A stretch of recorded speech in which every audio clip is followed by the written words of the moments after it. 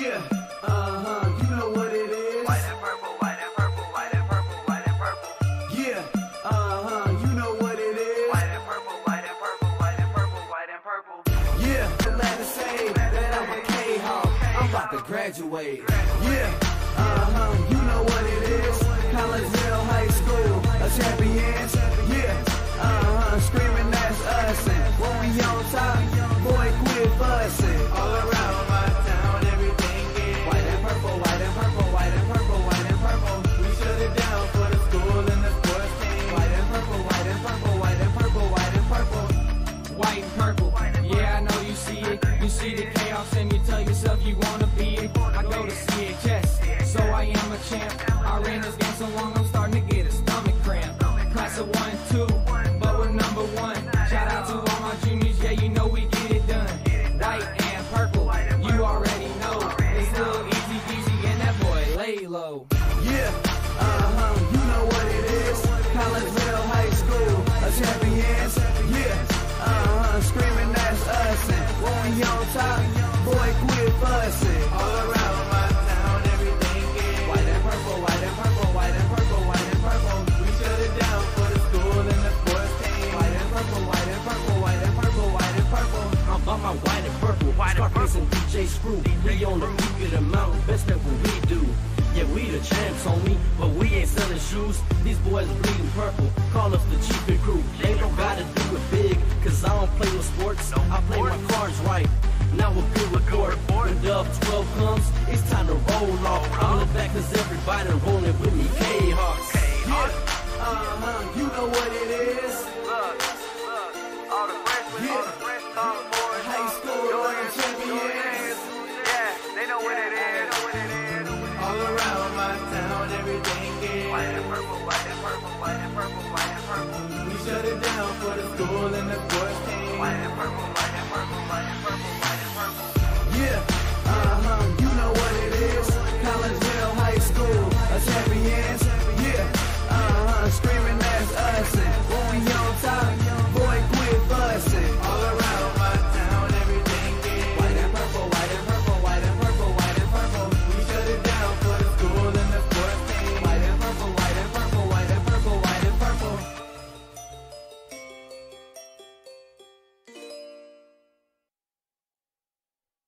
And a very good evening, everyone, as we welcome you to O'Fallon Township High School here in the hustling, bustling town of O'Fallon, Illinois, as we are ready for week number 4 of the high school football season, as your Collinsville Kahawks face the O'Fallon Panthers. My name is Todd Duke alongside Chris Kettler. Glad that you're with us here on the Kahawk Sports Network as we get you set for this battle between a couple of 1 and 2 teams as we welcome you into the Cullip Jennings Flores pregame show.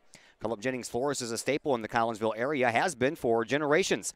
Cullip Jennings Florist is located at 517 West Clay Street. You can stop in for weekly specials. This week's special, a dozen carnations in a stylish vase for just $25. For more information on that special or any other things that Cullip Jennings can do for you, give them a call, 344-0404 or online at cullipjennings.com.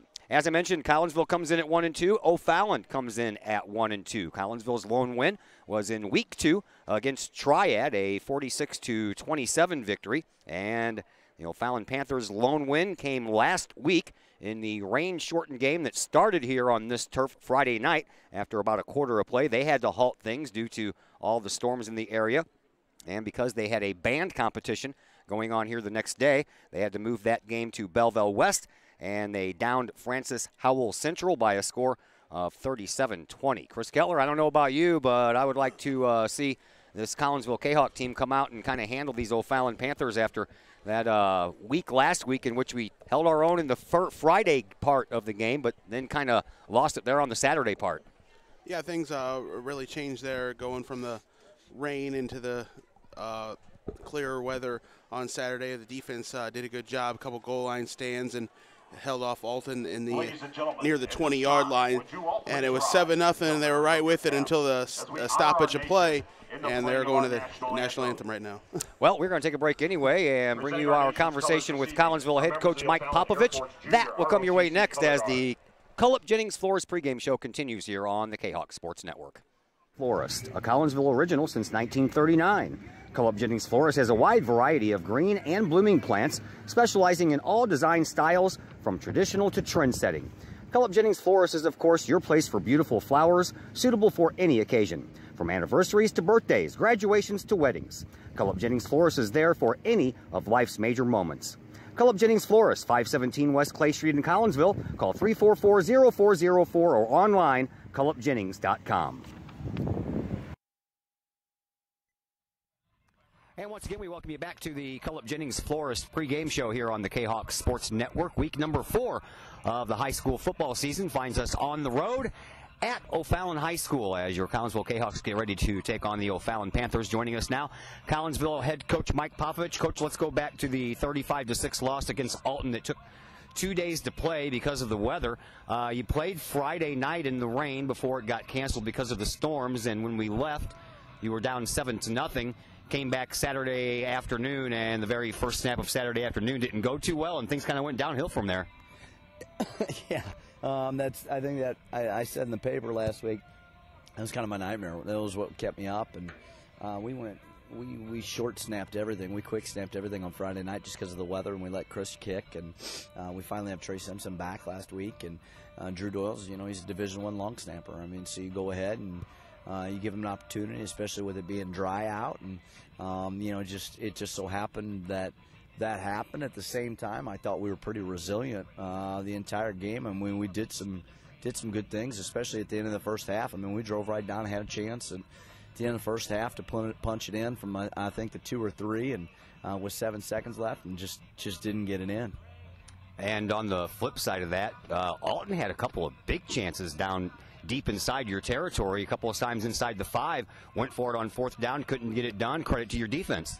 Yeah, I think I was incredibly proud of them. I thought they kept us in the ball game on Friday night when we just kind of shot ourselves in the foot a few times. I know we had a couple miscues here and there, but man, they played well, especially during some critical times. I was so proud of them. They're a resilient group, and they just keep coming after it. And even late, Todd, it was interesting because we went for it down 28-6, and it was about 4 minutes, less than 4 minutes to go, and I told, our D coordinator looked at me and said, go for it. We're not quitting on these kids, and he's right. And, then all of a sudden, when you're down 28-6, and it's battle to a 4th down again, and 4th and goal again inside the 5, and they got it. They punched it in from the 1 and to go up 35-6. But, man, they did. They had some big stops at some critical times for sure. Nothing is emphasized more in any sport other than football about something that is not like an offense or a defense. And of course, I'm talking about special teams. And man, it was evident again in that game, both Friday and Saturday, that if your special teams play is not on, it's going to have a big impact on the game. Yeah, I mean, it's a third of the game. I mean, they talk about that, and it's it might sound cliche, but you've got to get that third of the game taken care of, or it's going to come back and bite you in the butt. And the one thing we've been incredibly good at is kick return. Cam Sloan's leading the area right now in kick return yards, and teams keep kicking it to him. Hopefully they do again tonight. That'd be very beneficial. At the same time, I mean, from a punt standpoint, when we've short snapped it to Chris, Chai's done a phenomenal job. We've been able to change that. Everything's been great with that. Kickoff, we've had some breakdowns, and I think you're trying to find a good group. And our kickers, when you rely on Trey Simpson, who plays another varsity sport, makes it difficult. And no excuses. We've got to run our lanes, but you're still trying to get a feel for who's going to get down, run their lanes, and who's going to break down and make tackles. And not unfortunately, I think it's a testament to who we play. I mean, you can't take a play off on a special teams against the teams we play. I mean, they're that electric. I mean, they've got dudes back there, and Alton did too. So, yeah, I mean, definitely a couple breakdowns. At the same time, there were some positive things as well on special teams, and we got to build off that. One of the things that everyone was talking about after the conclusion of the game on Saturday was late in the game, frustration started to settle in, temper started to flare, and you immediately rushed your team over to the sideline, told them to get down on a knee, and read them the riot act. That got you a standing ovation from the Kahawk fans in the stands, and even a mention a couple of days later in the St. Louis Post-Dispatch, and that is part of your philosophy, is going along and building this program. It's what I believe in, and I mean, we talk about, you can't control what other people are going to do, but you can control your reaction and how you react, and that's life. I mean, Todd, we're trying to teach these kids life lessons. We want them to grow up to be, productive members of society, good young men, good young women, and it was frustrating. And somebody asked me, why'd you make them take a knee? I said, because I'm short, and I wanted to make sure that everybody could see me as I was, I wanted everybody's undivided attention, and I didn't even hear the clapping. I had no idea what was going on in the stands. But because I was so zoned in on what message I was trying to communicate with them, and they responded well. I mean, and you've got to be careful as a coach too, Todd, because in all honesty, if that's your MO, if you blow up all the time, it's going to lose a little bit of its luster. That's the first time they've ever seen me since I've stepped foot in that door in February blow up. And they got their attention. We finished strong. And it was a little chatty on Friday and Saturday, and we've got to make sure that on our end we're not being chatty. That's not who we are. So I was proud with how we responded, and yeah, one little dust up, doesn't define who we are as a program, and I think we're doing a lot of things the right way. All right, let's talk some numbers. I want to throw some rushing numbers at you. 111 carries on the year, 545 yards, 6 touchdowns, 4.9 yard average per carry. That's the number I want to focus on, because as a team and as a coach, as players, it's pretty much what you try to do is at least pick up 5 yards per carry, because if you can do that 2 times out of the 3 downs that you have, you're going to pick up some first downs. Yeah, I'm proud of the offensive line. I think coming in, we didn't know what to expect. We've really simplified stuff, and we focused on technique and fundamentals and everything else, and as a result, they've had a lot of success. It's a junior-dominated group. We've got 4 juniors. Ryan Wilkie's the lone senior, and that's not true, because Ian Johnson's a senior as well, and Ian Johnson had to play last week because Cole Hellman was out. They're a tight group. The best offensive lines I've been around, they're always a little weird, and this group is no exception. They're a goofy group that really meshes well together. And yes, we've got talented backs. Everybody knows watching us we have talented backs. At the same time, what happens up front is what makes it. I think that, I'll give you an example right now, the Le'Veon Bell thing going on with Pittsburgh. Is he tremendous talent? Absolutely. How good is Pittsburgh's offensive line? They're really good. And the Connor kid comes in and has a massive game. So, I mean, it starts up front. And they've done a lot of good things. And that, it's funny because that average, we've taken some sacks this year too, which knocks down that average. And so, yeah, I'm proud of them. I'm proud of them. We got to continue to run the football, and we got to push tempo too, and that helps us out. Passing-wise, 32 catches, 371 yards, 4 touchdowns, 11.6 yards per catch. Boy, I bet you'd like to see that 11.6 up a little higher. Well, yeah, I mean, obviously, and I think last week, Friday, we still tried to throw the football because we feel like we could throw in the rain. And we, we had a touchdown on a first drive that we just didn't make a play on, and it was a beautiful ball by Chris Chai, and Malcolm Burns makes that catch 9 on 10 times. And it just so happened that night he didn't. But Malcolm came back and had a monster catch on Saturday. I think it's about Chris understanding the nuances of what it is that we're trying to do. And, boy, Todd, I'm so proud of him because he is, we broke him down. We're in the process of building him back up, teaching him how to play this position. I mean, he was thrown to the Wolves last year and said, here you go. And so we're really trying to put him in a position to be successful. And as he continues to grow, we'll give him more on his plate. But, man, the kid's a warrior. He is, and he was dinged up. I mean, last week he was dinged up. And I like to point out, because I think you see 35-6 and people, well, you're soft. You don't do this, you don't do that. No, we're not. We're not soft. I got Chris Chai getting worked on every day so he could play last week because he wants to play with his brothers. And that shows me a lot. And from a receiver standpoint, we're talented out there. I mean, we are.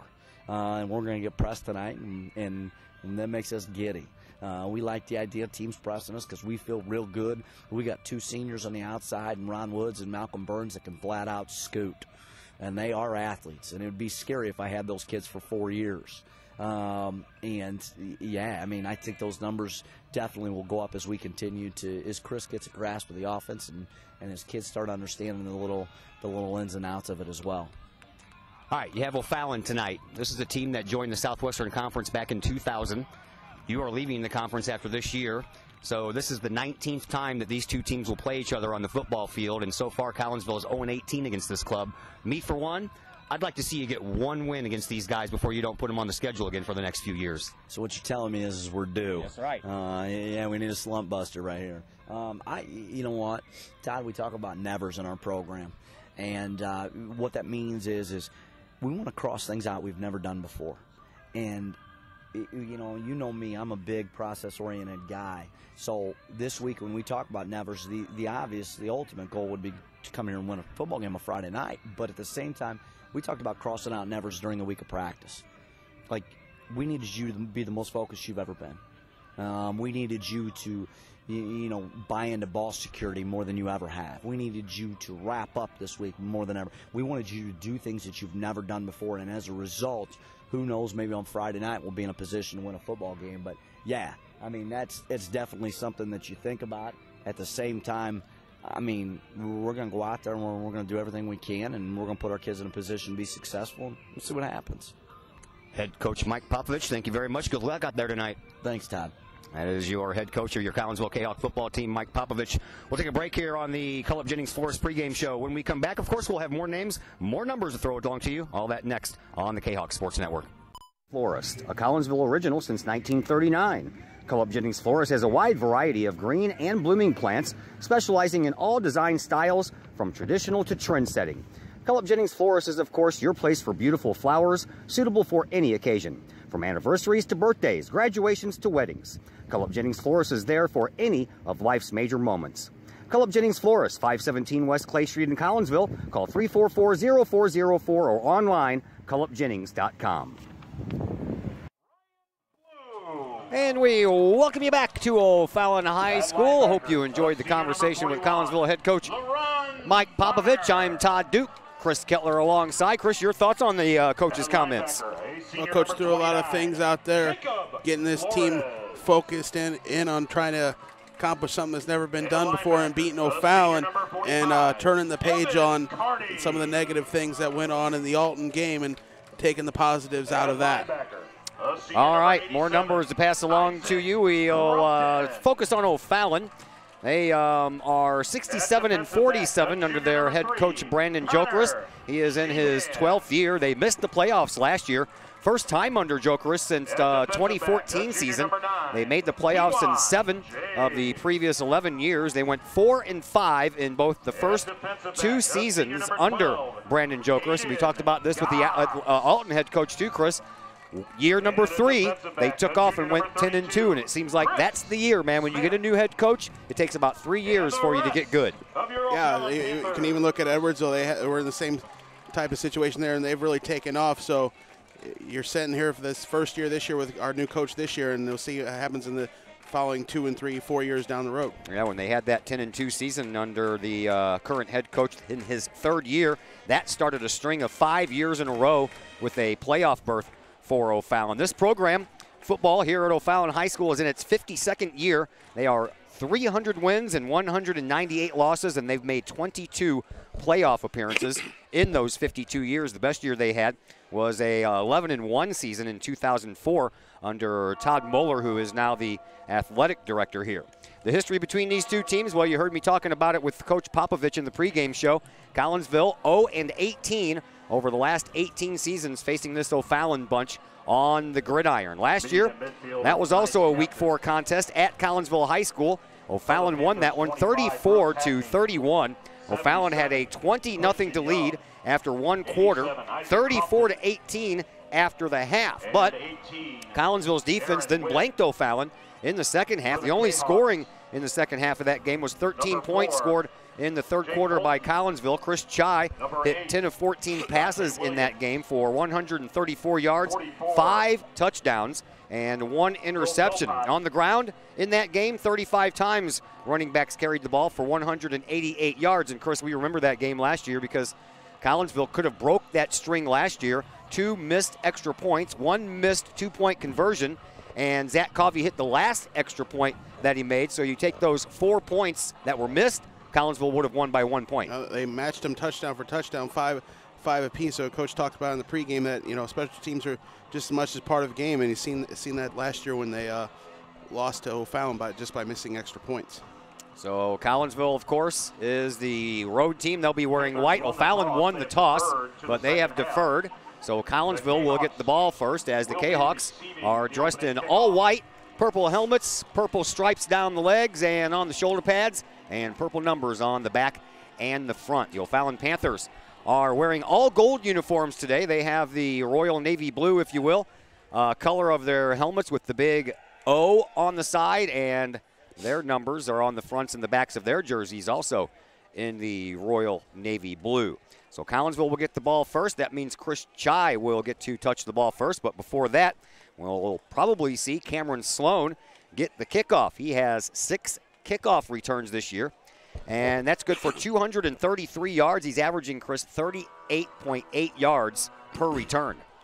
He said he's leading the area in kick return yardage, and they also keep Steve Green back there, and he had a big return, I believe, on the Saturday part of last week's game. Yeah, he's got 3 returns so far for 39 yards. He's averaging 13 a carry. Kyler Williams and Giuseppe Copatelli each have 1 return this year. As a team, Collinsville is averaging 26.6 yards per return. So we'll see if that trend can continue here tonight and get Collinsville started off on the right note. For O'Fallon, they are scoring on average 21.3 points per game while giving up 41.6. That is good for 4th place in the conference standings. Collinsville is scoring 24.6 and giving up 38.6. So they're scoring about 3 more points per game than O'Fallon is and giving up about 3 points less than O'Fallon is on defense. So hopefully all these numbers will mesh out here in a little bit later. In about 2.5 hours, we'll hopefully be talking about a Collinsville Kahawk victory. Big thank you to Cullip Jennings Flores for sponsoring the pregame show. Appreciate their work very much. 344-0404 is their number. CullipJennings.com is where you will find them on the internet. For Southwestern Conference football. Ian Wagner kicks things off. We are underway and 2 yards deep into the end zone. Cameron Sloan takes it, and it is going to be a touchback. So Collinsville will have the ball 1st and 10. Chris Chai will come out, having completed 31 of 63 passes this year for 345 yards. He has 4 touchdowns and 2 interceptions, and right now he has a quarterback rating of 81.9. He'll be out there throwing the ball around, handing the ball off, and doing whatever he can to guide this team to a victory here as the Kahawks start 1st and 10 from their own 20-yard line. They have running backs flanked on both sides of Chris Chai. Here is the first handoff, and it's going to go to Kyler Williams, and Williams is going to get back up to the line of scrimmage, and that's about it. That was Jaden Neighbors, excuse me. Neighbors on the left-hand shoulder of Chris Chai. Kyler Williams on the other side. Wide receiver, Ron Woods. He leads the team in yards, and he is going to be left in the dark on this one as it goes all the way. Oh, Malcolm Burns catches it and will take it 80 yards for a touchdown. It was a low snap that Chai just had to pick up at his ankles there, and Burns just left his defender way behind, and Chai found Burns and led him to the touchdown, and quick score for the Kahawks. 29 seconds into the first quarter, and the Collinsville Kahawks have already struck pay dirt as we are just underway. And that was fun to watch. And now Trey Simpson will come on and try the all-important extra point. They were very important last year. As we mentioned, 2 missed extra point kicks, 1 missed 2-point conversion, and that ended up being the difference in the game. Collinsville ended up losing by 3, could have pulled out a victory by 1 point. But that's in the history books. We begin fresh here. Snap down, hold is good, kick is on the way, and it is good. So that's how we get started.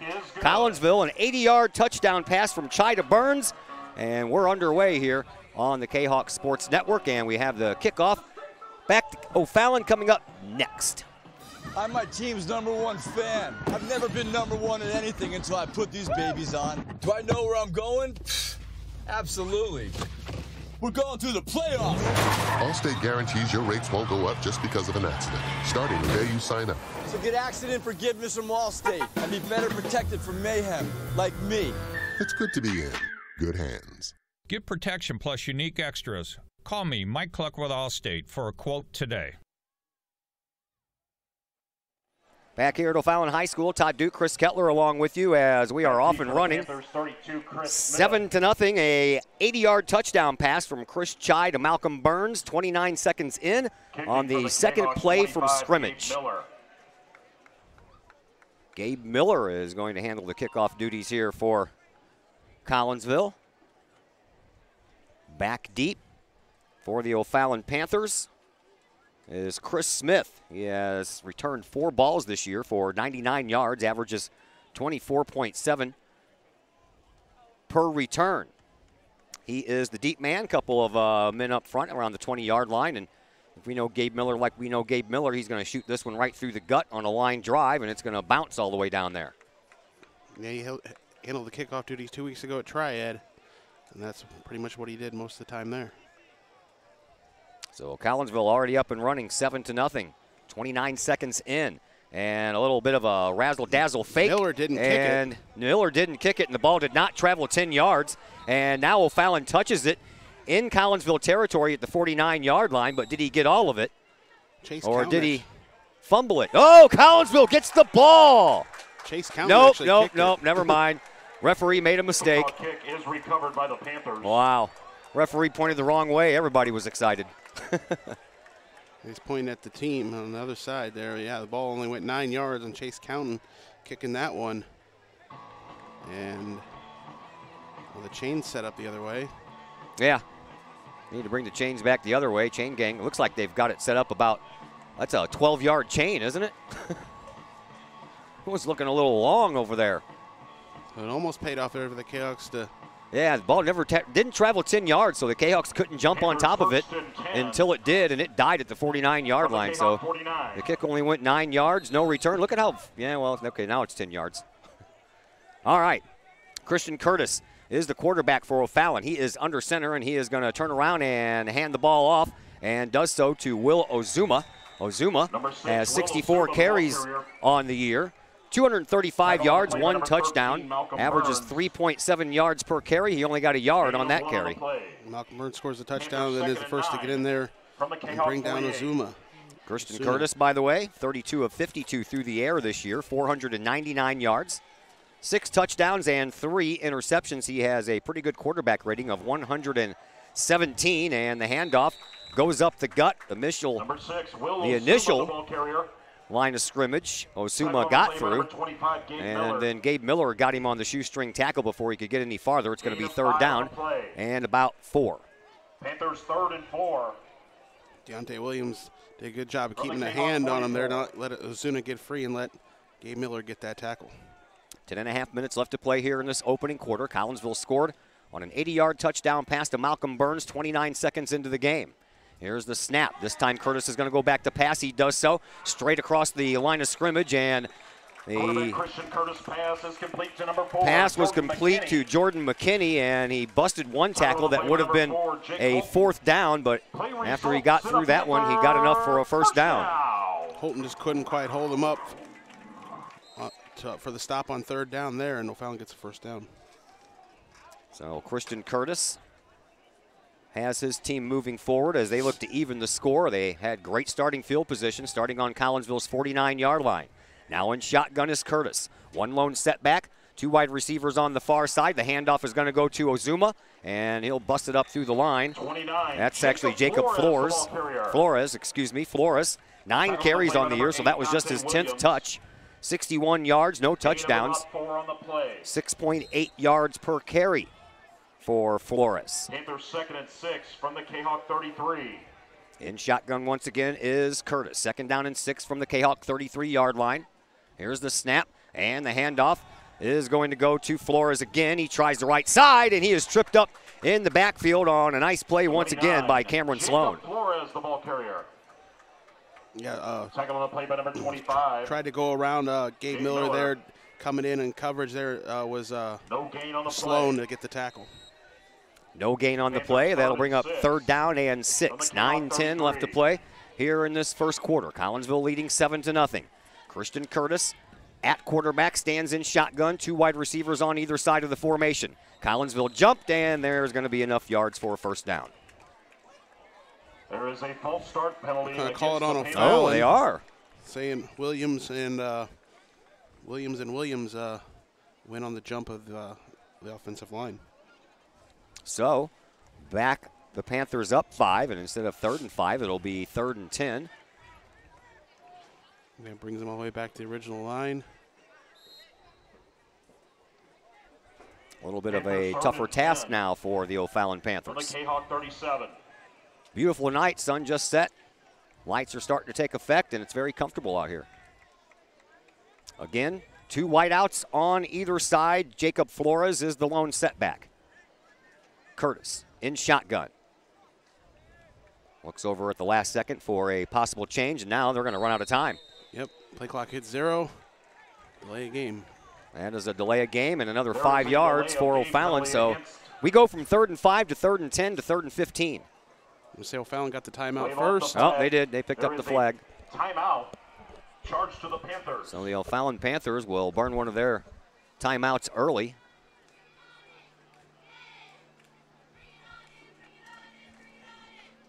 And with 8:31 left to play in the first quarter, let's go ahead and thank Pace Design and Construction in Maryville. Building a new home, making an addition to the home you currently own, or finally getting around to that remodeling job you've been putting off, Pace Design and Construction in Maryville can help.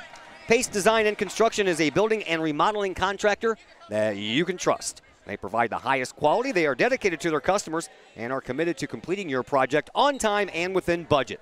Pace Design and Construction in Maryville. Call 407-5466 or online, pacedesignconstruct.com. So 3rd down and 10 after they picked up the flag for the delay of game. Curtis in shotgun. Here's the snap. He's going to go back to pass. He looks down the middle, throws it down the middle, and it's incomplete. That bounced in. The intended receiver was Chris Smith, and that's going to bring up 4th down. Just bounced short there of Smith's hands. They go down low for it. O'Fallon will go for it here on 4th down. Or will they? A lot of time left. They're not that deep in Kahok territory. We'll see if they are going to let the quarterback do a little pooch punt. Man comes into motion.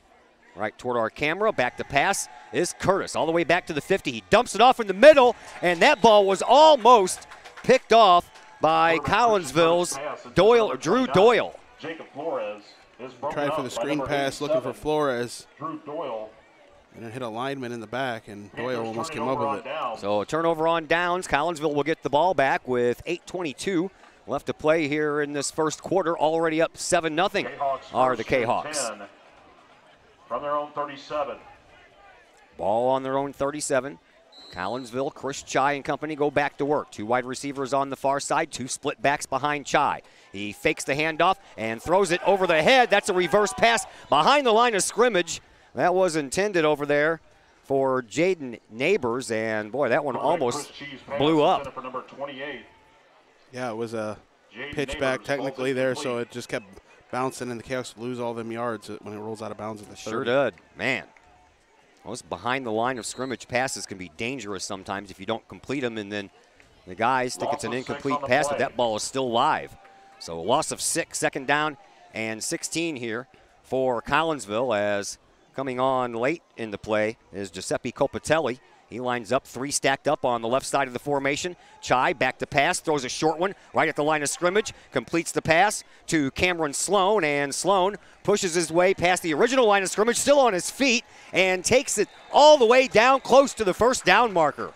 Quarterback Chris Shee's pass is complete to number 3, Cameron Sloan. Sloan got about 10 yards there before started to get hold up there and kept chugging about another 7, and he gets the 1st down. Man, yeah, they gave it to him. That's a nice piece of running there with a bunch of carries, a bunch of players on his back to carry.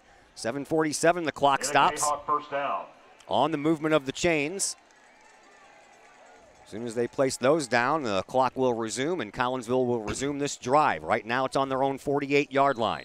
Fresh set of downs for Chris Chai. Split backs behind him. He's going to hand the ball off. He does so to Neighbors. Neighbors tries the left side, has some room, and may be close to another first down. 28. More sure thing there. Just hand it off. Neighbors gets about 9. Tackle on the play by number 4, Jordan McKinney. That'll bring up a 2nd down and 1. Aiden Goss. 7:27 left to play On the play. here in this first quarter.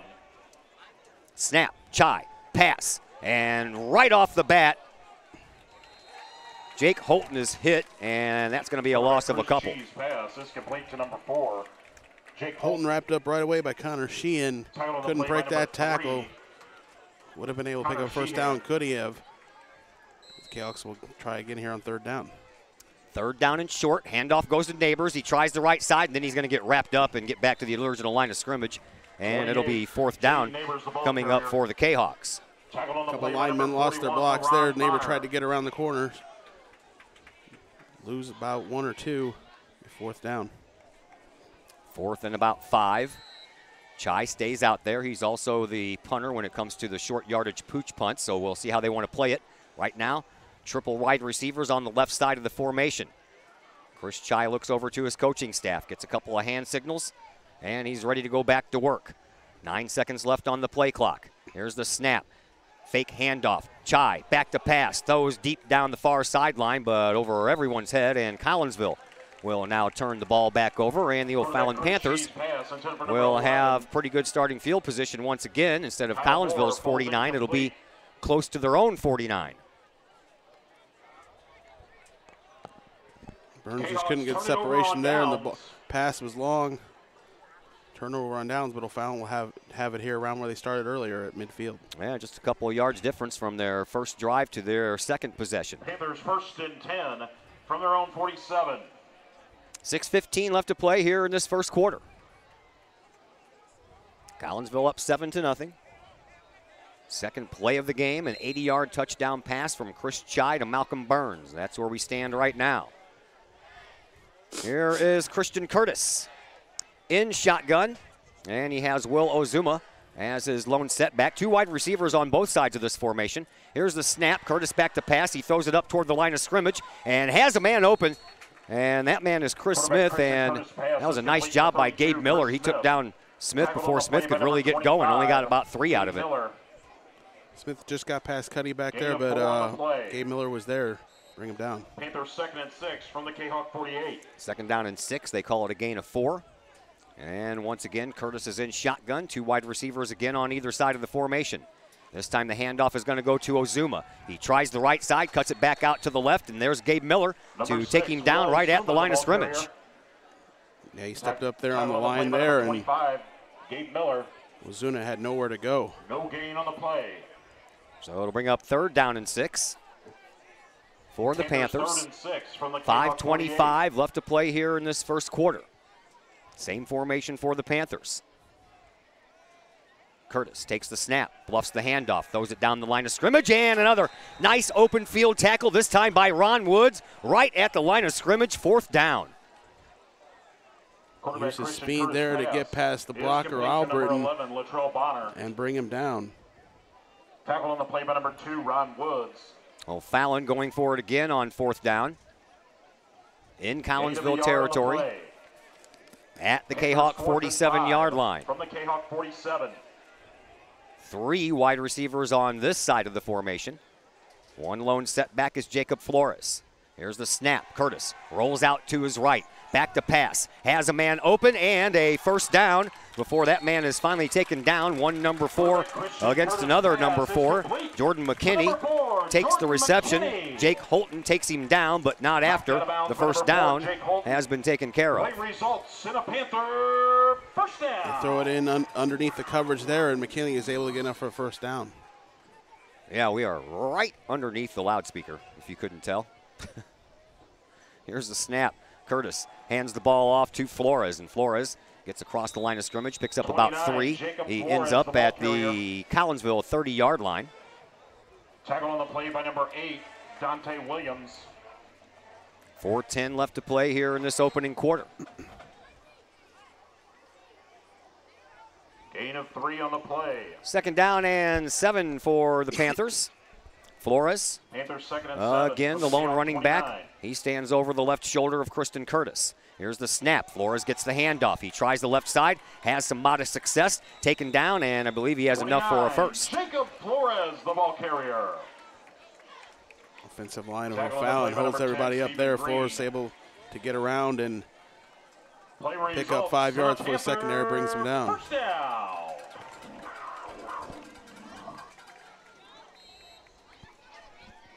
So a fresh set of downs for the Panthers. Curtis remains in shotgun. Man comes into motion. That's Matthew Albritton, one of the seniors. They're celebrating senior night here tonight during week 4 of the football season. Number 6, Will Osuma, the ball Osuma, carrier. the ball carrier, and he picked up about a yard before he was knocked backwards. 10, Stephen Green. Aaron Rodriguez and Stephen Green getting in there, bring him down. Gain of 2 on Gain the of play. 2. Panthers second and 8. Second down and 8 from the Kahok 21-yard line. This time Curtis is going to go under center. Latrell Bonner, the lone setback, about 10 yards behind the quarterback. Curtis comes out, rolls out to his right, throws it into the end zone and over everyone's head. That was intended for Albritton in the back of the end zone. And I think even if he would have caught it, he would have been out of bounds when he did. Albritton really had to go up that one. He's 6'4", pretty tall. Even then, it still was passed a little bit long. That'll bring up a third down and long for the O'Fallon Panthers. Nope, never mind. Against the Kahawks. Flag on the play. Can't see it because it's mixed in there with the same color uniforms as the flags. Now I see it right in front of the O'Fallon bench. I said rough on the passer. I didn't even think any of the Kahawks got to him. I didn't think anybody touched him unless it was well after the ball was thrown. Because once the ball leaves the quarterback's hand, I'm watching the ball. Yeah, I watched the ball there too when it went in the end zone. But it seemed like that offensive line was really holding it there up for Christian Curtis to get that pass off. Well, that's an unfortunate mistake there for Collinsville. Would have been 3rd and long. Instead, it's a first down just outside the 10-yard line. So red zone offense time here for the O'Fallon Panthers as Curtis is back in shotgun once again. Here's the snap. Ozuma gets the handoff, and he takes it right up the middle, and he initially got through the original line of scrimmage and then was stopped after a gain of about 4 on the play. Tackled on the play by number 62. Running out there at the last second there. They'll take out Chris Garcia Cloud and bring in somebody else here on the defensive line. Second down and 7. They gave him 3 on that play instead of 4. Jacob Flores, the lone running back in this formation, stands to the right of Curtis, and he will bluff the handoff. Curtis will keep it himself. He'll try the corner and get pushed out just before making it to the end zone at the 1-yard line. That will be good enough for another first down, I believe. Very close.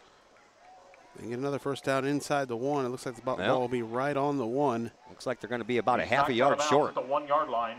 3rd and half a yard from the 1.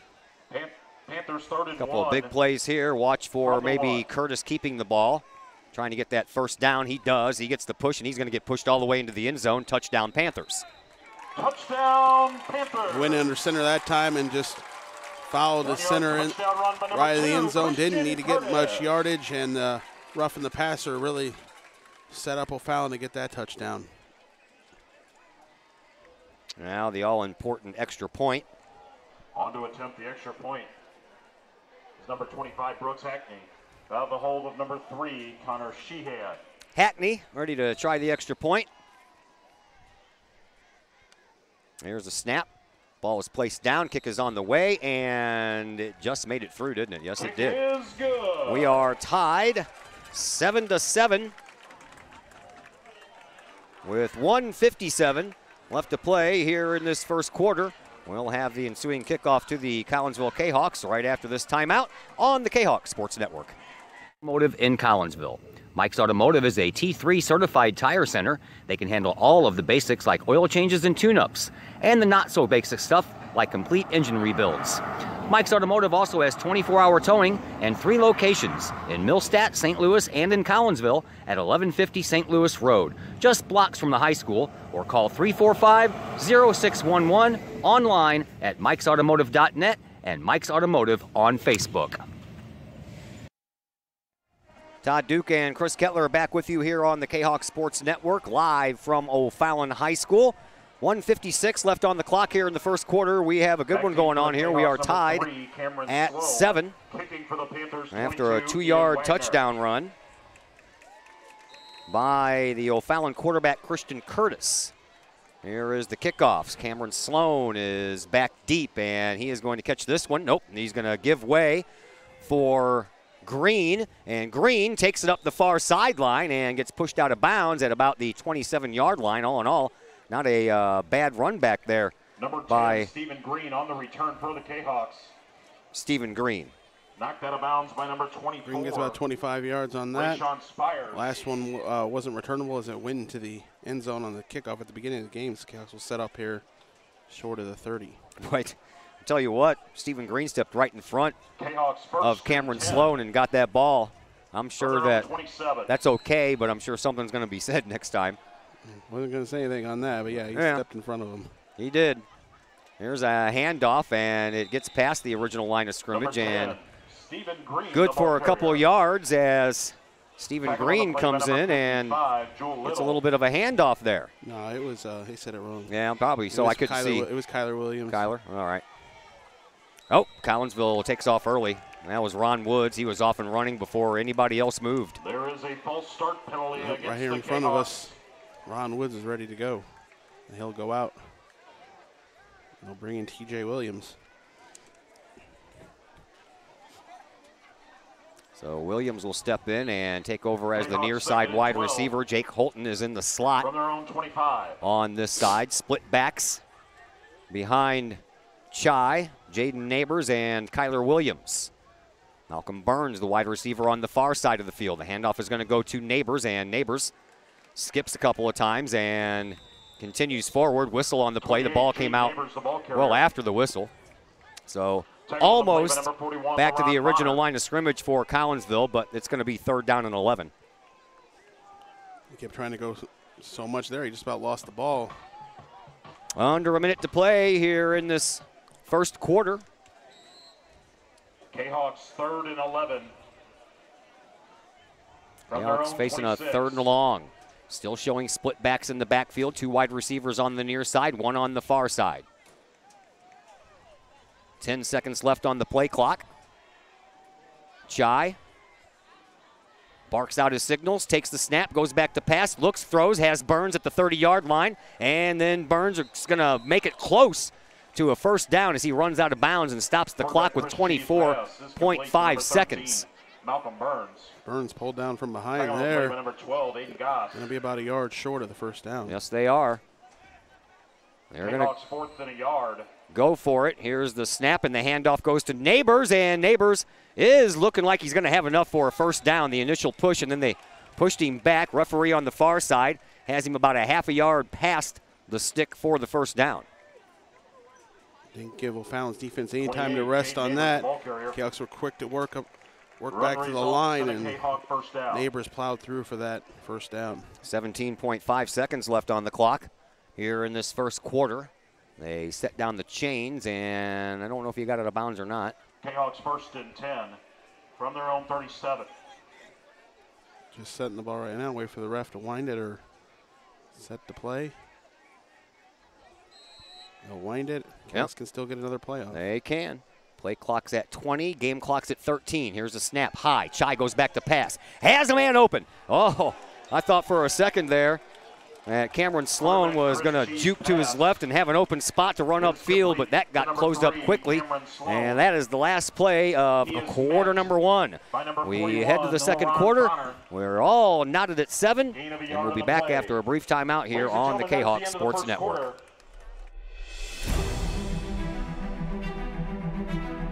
At Visionary Wealth Advisors, We empower you to see your future before it's your future.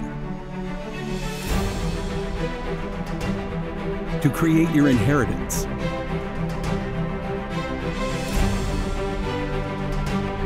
To build your vision. To anticipate the known and unknown. And to find potential in both. And build new dawns. Visionary Wealth Advisors.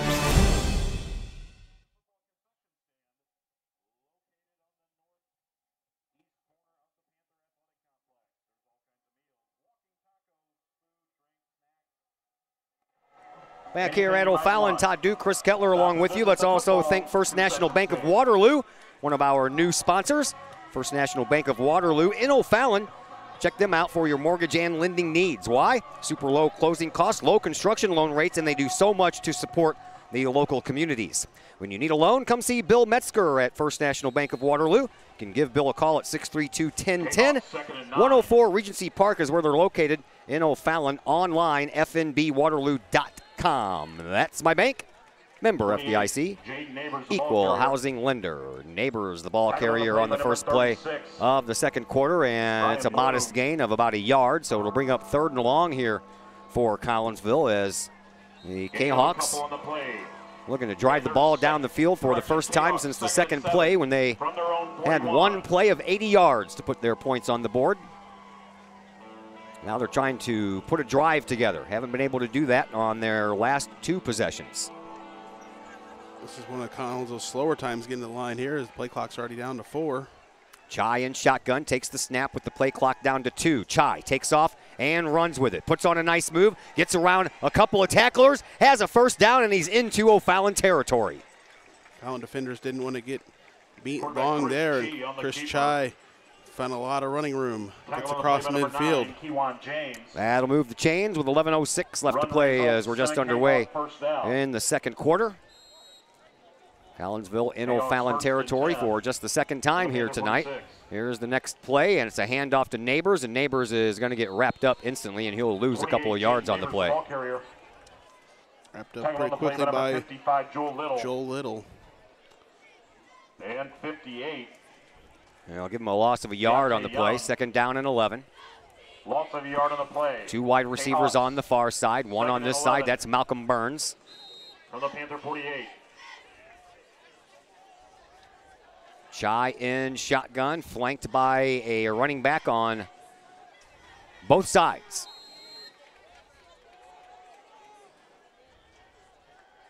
Chai takes the snap, goes back to pass, looks down the middle, throws down the middle, has Woods open, and Woods makes a nice catch over the shoulder down to the 14-yard line. Chris Cheese pass is complete to number 3, Cameron Sloan. Well, it's Cameron Sloan, and he makes a great catch. Stayed with it. And number 2, number 3 was all the way over on the far side of the field. I figured I'd be right 50% of the time. Kahoks complete on another big long pass, and they're set up here outside the 10. In the red zone, and a handoff is going to go right up the middle. And inside the 10-yard line, that one will go. That is Jaden Neighbors. And Neighbors picks up about 6 on the play, so it'll be 2nd down and 4. Collinsville can get a first down right around the 5-yard line. Here's the snap. Handoff is going to go to Neighbors again. Neighbors breaks through, and he does pick up a first down to about the 2-yard line. Actually, they're going to call it at the 1. They'll set him up for 1st and goal. Neighbors doing a real good job running between the tackles, getting the hard yards, and see what happens here on first and goal. There's another handoff to Neighbors. He's going to get wrapped up in the backfield this time. Go to the well too many times. They're going to come up with an empty cup of water. Sets up differently here on the goal line, and some kind of stoppage in play. 29, Jacob Flores. No gain on the play. 2nd down and goal here for Collinsville. Ball now backed up to the 3-yard line. 2nd and goal from the Panther 1. They moved that ball back. Okay, on the 2. Again, Neighbors and Williams, the lone setbacks. And now we have movement up front. And we're going to have a false start against Kahok. That should be an automatic first down as well. DeMonte Pryor may have got the worst of that. And bring the Kahoks half a distance to the goal here. Unsportsmanlike conduct, so we'll take it down to the 2-yard line, and it should, no, they're not going to give them automatic first down. Kahok's first and I think you only get automatic first down on like roughing the passer or roughing. Defensive pass interference, usually, depending on how long the yardage is. Number 3. It's goal to go, so it'll stay third down. Third down from the 2-yard line. 3rd and goal. And now we're going to have another false start. I think against the Kahawks. He stood up there just a split second too early. Trying to get the offensive lineman's number. Yeah, really frustrating when you do a really good job of moving the ball down the field to get down there and then go backwards more than you're going forwards. Smith might have went up just a second too early there, so Kahoks lose even more yardage there. O'Fallon had the rougher penalty of the unsportsmanlike conduct, but Kahoks have been penalized more. So each team has burned a timeout here with 8:39 left to play in the second quarter. Let's remind you about the Dine to Donate that the football team has coming up. No better place than Colton Steakhouse. That'll be on Wednesday, September the 26th. You can enjoy a great dinner, and 15% of your bill will be donated to a great cause. That would be your Collinsville Kahok football team and the Booster Club. Colton Steakhouse, by the way, number 5 Eastport Plaza Drive in Collinsville. If you'd like more information, you can call 233-8977. Let's also thank Pack Mail while we're at it. They are locally owned and operated. Ryan Combs is the man in charge there. Pack Mail, they can ship anything anywhere. They treat you like a neighbor because, well, you are a neighbor. Pack Mail offers shipping materials and containers, private mailboxes, as well as climate-controlled self-storage. Pack Mail, 407 Beltline Road in Collinsville. Online, weshipstlouis.com. Call 346-4884. So 3rd down and goal for Collinsville. 3rd and goal. From the 10-yard line. Trying to punch this in the end zone. This one went all the way down to the 1. Collinsville had it 1st and goal from the 1 and have gone backwards ever since. Holton goes into motion. Chai keeps the ball. Cuts it up and in for the touchdown. Touchdown, Kahok. Holton went in motion. Fake the handoff to Williams. By number 7, Chris Chai. And that left Chris Chai room to work up the middle, and Kahoks with another lead. 13-7, pending Trey Simpson's extra point. Kyle Moore will hold it. On to attempt the extra point is number 89, Trey Simpson. Simpson, out of the hole, the left-footed kicker. 11, Kyle Moore. Here's the snap. Ball placed down. Kick is on the way, and the kick is good. That was always nice when you can make those extra points, man, because that really burned us last year. So, 8:35 left to go in quarter number 2, and Collinsville marched down the field and put up another 6 points and have regained the lead, 14-7. Let's thank Chapman Trucking LLC. Chapman Trucking is a local Collinsville business owned and operated by 1994 Collinsville graduate Christy Chapman. With over 9 years of experience, Chapman Trucking can take care of all of the heavy lifting when it comes to hauling aggregate materials such as sand, driveway rock, dirt, boulders, and more, including getting your heavy equipment where it needs to be. Give Christy a call for a free estimate at Chapman Trucking LLC. The number, 960-9346, or online, ChapmanTruckingLLC.net. Well, Collinsville starting off with a 7-0 lead. O'Fallon comes back and ties it up, and Collinsville's next possession, they march it down the field and hit pay dirt. They get the touchdown coming out of the timeout. Great job there to get on the board here, and we'll see what they got in store for this kickoff. Trey Simpson's going to take it here instead of Miller. Or well, Miller really didn't even take it the last time. No, he didn't. It was counting. Yep. This time it'll be Trey Simpson, and I'm sure he'll put as much into it as he can.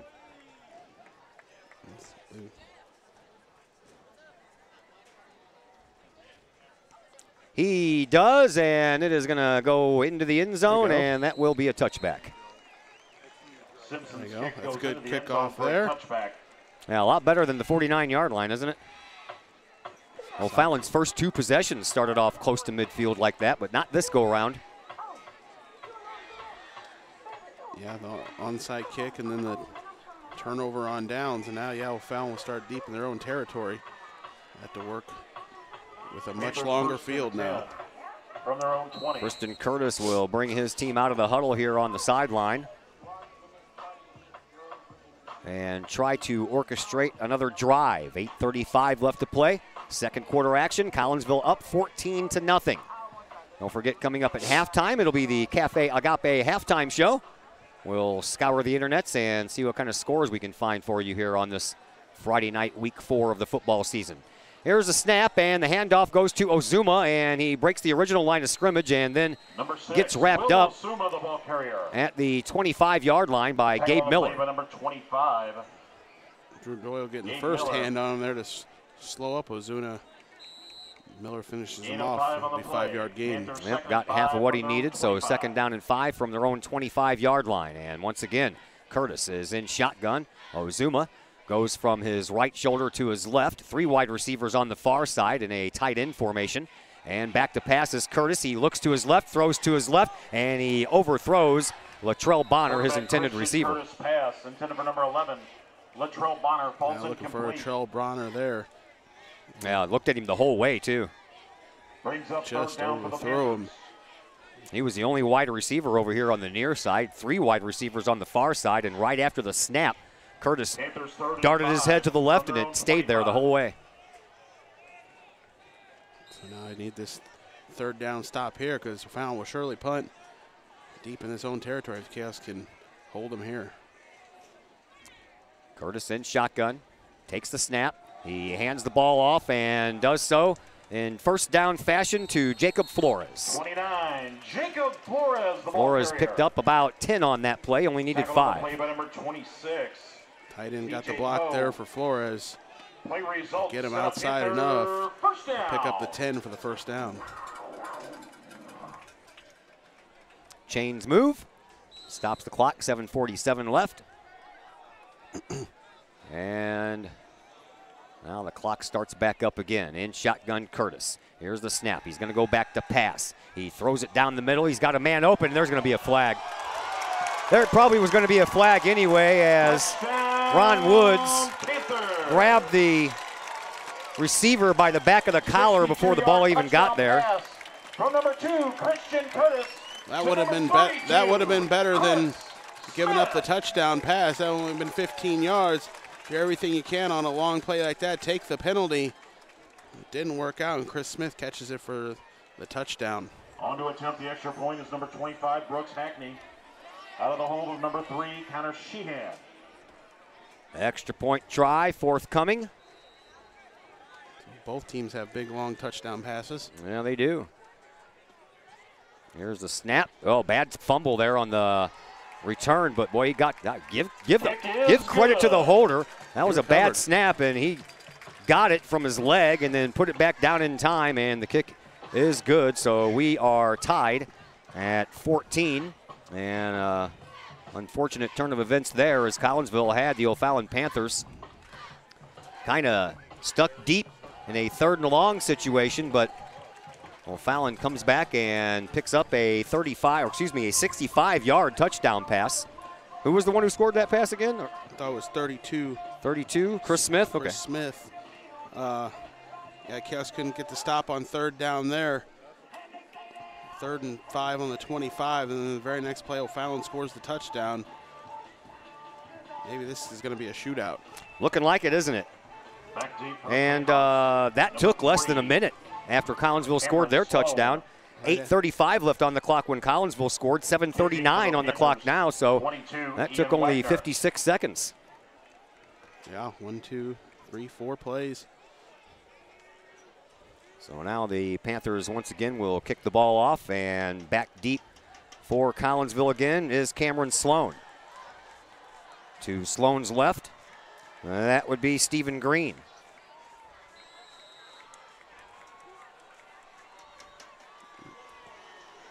Kick high, and deep and at the 1 yard line. Sloan takes it, so that's a good play. Sloan right up the middle and then runs into a raw wall right at the 20 yard line. So just like a touchback, Collinsville will start 1st and 10 from their own 20, 7.5 minutes to play here in this second quarter. 14-14, we've got a good one going on. By number 40, Aaron Johnson, and number 30, Nathan Vasquez. Switch the balls around here and get them back out here. The Kahoks will start at the 20. From their own 20. First time we've had some play down here on this far end. Chris Chai flanked on either side by a running back, 2 wide receivers on the far, 1 on the near. Handoff is going to go to Neighbors. Neighbors puts on a couple of nice moves and gets about 5 yards on the play. That'll bring up a 2nd down and 5. The ball carrier. Got through the hole there before he could really turn on the burners. He got tripped up there a little bit, but got the gain of 6. Yeah, had a couple of nice juke moves there, so kudos to him for that. And like I said in the pregame show, if you can pick up 5 yards every time you run the ball, you'll be getting a bunch of first downs. Chai back to pass. Instead, he tucks it and he runs with it, and he gets across the 25 to about the 27-yard line before he's brought down, so it's going to bring up a 3rd and short. Didn't quite get the running room he had earlier at midfield. He'll settle for the short gain here, and 3rd and 3 is makeable. Kahok's 3rd and 3. 3rd and 3, 6:35 left to play here in this first half.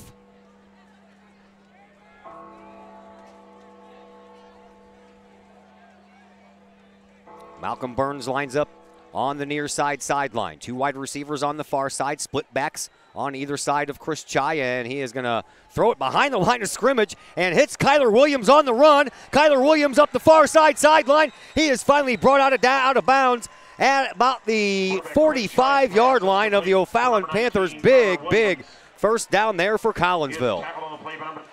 And they fake the pass there and do with the reverse pass there to Kyler Williams. He gets all kinds of running room down the left side. That was almost a backwards pass. Yeah, it's the same as a pitch or a lateral. So a fresh set of downs in O'Fallon territory. That was a snap that Chris Chai was not ready for. He's scrambling. All he has to do now is just throw it away. Offensive line wasn't ready for that either. The only one who was ready for it was the center. He snapped it. Oh, man, at that point, Chris Chai has got to be smart enough just to throw that ball away. Right, and he did get to the outside at first. No receivers around. Loss of 9 on that play. 2nd down and 19 out of O'Fallon territory. Now they arrest the ball on their own 44. Chai in shotgun. Looks to be a little bit ready this time, and he takes it himself, and a face mask is going to get called. Get him on that. Oh, yeah. Get 36. Chris Chai, Ryan Bloom just yanked onto Chai's face mask almost as soon as Chai took off running. Yeah, Chai and Bloom met each other, and Bloom just grabbed the face mask, and 10-yard penalty is going to give them what they lost right back. That's a 15-yard penalty, never mind. 15-yard penalty, and this will set the Kahoks up 2nd and about 6.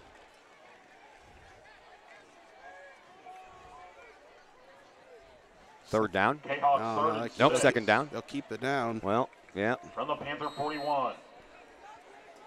At any rate, 6 yards to go for a first down. A little bit more doable than the 19 yards they were looking at.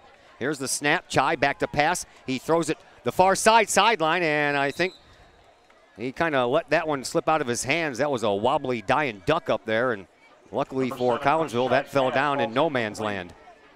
Yeah, that was the only good thing there. That no O'Fallon player was back there to make an easy catch. Ron Woods was trying for it, but couldn't cut back in that much. I don't know if his arm got hit or he just lost the grip on the ball. I don't think his arm got hit. He wasn't really under any pressure.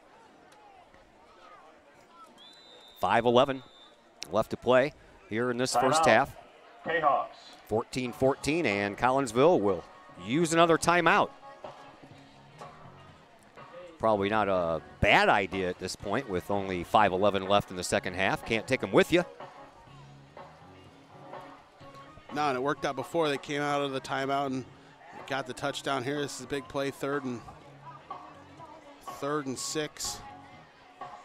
You may want to set up for 2 plays here because the Kahawks haven't been afraid to set up O'Fallon from just short of midfield, so you could have 2 shots here to get this 6 yards. Let's thank my buddy Peyton Blaylock and his lovely wife Emily and their new daughter, as they are in the real estate market. And the real estate market is hot right now, Peyton Blaylock says. You can trust the Blaylock team of RE/MAX Alliance to help you find the perfect home or help get top dollar for your current home. Give Peyton or Emily Blaylock a call today, 780-4622, or visit them online, blaylockteam.com. You can ask about their HERO program, which gives discounts to law enforcement officers, teachers, firefighters, nurses, and EMTs. Again, that number, 780-4622, or online, blaylockteam.com. From the Panthers' 41-yard line, Collinsville looking at a 3rd down and about 7 to go for a 1st down here. 4 receivers on the far side here. Yeah, all stacked up in the same spot, and the ball is going to be thrown into the ground, and Chris Chai immediately puts his hands on his helmet. He can't believe he threw that ball into the ground. Cameron Sloan was wide open. He could have caught the ball at the very least. Took off running and maybe got about 3 or 4 yards before he even met any contact. There's 3 guys blocking for him, and Sloan's speed, anything could have happened there, and pass just didn't work out for Chai. No, probably got a little bit too excited, seeing that he had 3 blockers over there in front of his primary wideout. We'll take that final timeout now.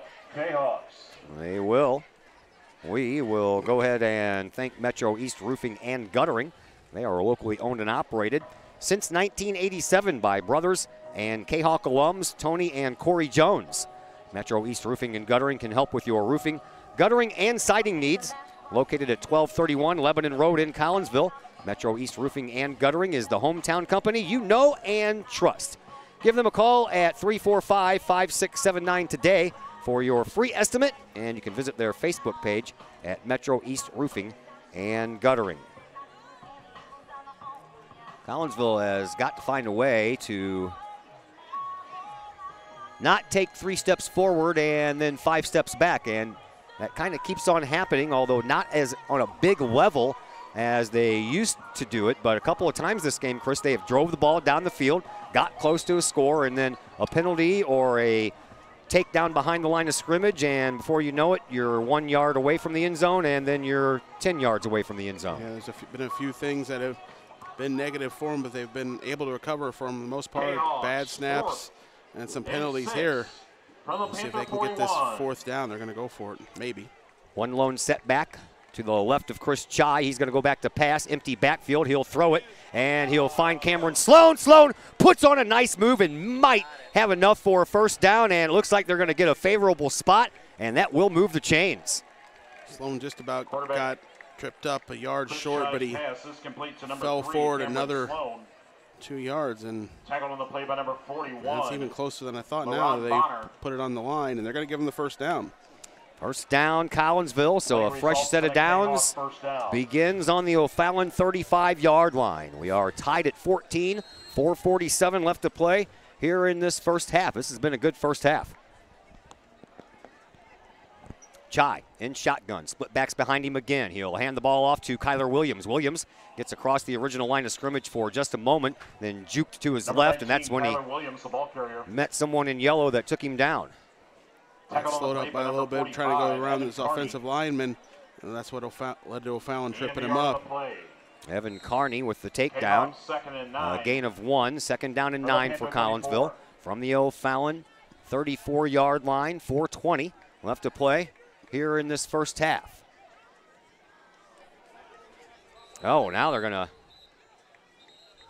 well, Fallon's going to have to waste a timeout, as coming on very late in that play was Isaiah Crumpton. He also came on the field on the offside Yeah, he side. did. So everybody's out of timeouts here. Actually, I think that's O'Fallon's 2nd. Collinsville has definitely used all theirs. They used the one the play before the touchdown, and then back-to-back plays here, 2 plays before. Well, the scoreboard here has both teams with 1 timeout left, but Collinsville has 0. O'Fallon has 1. Well, been a pretty fun 1st half, eh? Yeah, this is fun here. see how the teams finish off this first half and the adjustments that come out in the second half. I don't know if this is going to be a shootout or these defenses are going to step up more, but this game could go either way, but it's been fun to watch so far. O'Fallon gets the ball back first to begin the second half, so they have that much going for them. And that means that Collinsville would really like a score here before the end of the half. 2nd and 9 from the Panther 34. 2nd down and 9 from the O'Fallon 34-yard line. Chris Chai in shotgun once again. Collinsville out of timeouts.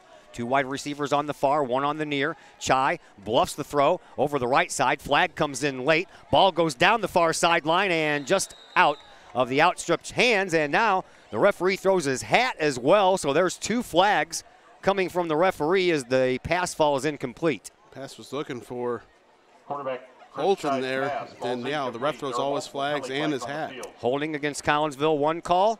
Personal foul, chop block against the O'Fallon Panthers. Those are offsetting penalties. Replay the down. And a personal foul penalty against the Panthers. Both penalties offset. So that counts for nothing. Replay the down. 2nd down. Shouldn't have he had 2 flags anyway? The second penalty really hurt O'Fallon because Collinsville was already going to get called for a holding call. So instead of 2nd down and 14, it's going to be 2nd down and 9.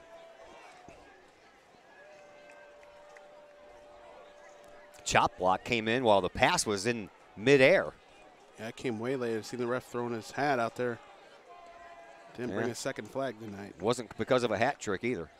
Here's the snap. Handoff is going to go right up the middle, and that is going to be Kyler Williams, and Williams gets banged down hard at the end of that play. Picked up about 3 on the play, so it's going to bring up a 3rd down and about 6 to go here for Collinsville with 3:50 left to play in this first half. Kahok's 3rd and 6 from the Panther 31. Now Holton, along with Giuseppe Copatelli, head over toward the sideline. That's where Ron Woods is as well. Here's that same formation, 4 wide receivers stacked up over on the far side. O'Fallon must know that something's coming up here. This time, Chai's going to try the other side. Hits Malcolm Burns. Burns with a 1st down. He breaks a tackle and then gets the ball stripped out of his hands. O'Fallon gets it. He had the 1st down. Was fighting for more yards, just about broke the tackle, and pass is complete to number 13, it just Malcolm Burns. Falls into Kewan James's hands when his knee is on the ground. Kewan James, where the Panthers will take over first. The slant pass was to Malcolm Burns. Well, that's a big momentum shifter right there if you're the O'Fallon Panthers. Collinsville was getting ready to move the ball down the field and have a chance to score, and at the last second, Burns had that ball ripped right out of his hands as he was going to be off and running for the end zone with no one in front of him to stop him. Here's a tight formation from O'Fallon. Yeah, it looks like they're going to run the ball, that's for sure. Here's a handoff, and it is going to go around the left-hand side. And this one is going to be an out-of-bounds play by Jordan McKinney eventually at the 50-yard line. That's a big gain there of about 29 yards. There is a penalty flag on the field. Where? All those blocks out there. Maybe a penalty flag came, or maybe it came on the near side as he was going down the sideline. Well, we'll have to find out. Don't see a flag anywhere, but that's because there's a bunch of yellow jerseys around as well. And that's probably where the flag is, right in front of the O'Fallon bench. O'Fallon seems to be making their way backwards.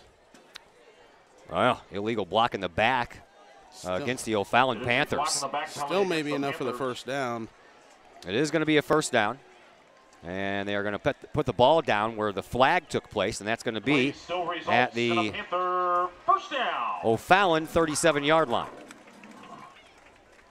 3:06 left to play here in this first half. Panthers 1st and 10 from their own 37. So 1st down for the Panthers, just not as deep as they thought it was going to be, right at midfield. Here's Curtis in shotgun once again. Albritton goes into motion, back to pass, and rolling out to his right is Curtis. He dumps it off in the middle, but he overthrows his intended receiver, and almost coming up with the ball was DJ Poe. Intended for number 34. Pass missed everybody. Poe was the closest one to it. And Ethan Tenaro falls incomplete. Ethan Tenaro, the tight end 5'11", 205-pound junior. That's what that pass was intended for, but it was way over his head. Panthers 2nd and 10. 2nd and 10 now for the Panthers from their own 37-yard line. Curtis in shotgun once again. Takes the snap, hands the ball off to Ozuma, and he has plenty of room on the left side. And finally gets shoved out of bounds right at midfield. And it'll be into Collinsville territory.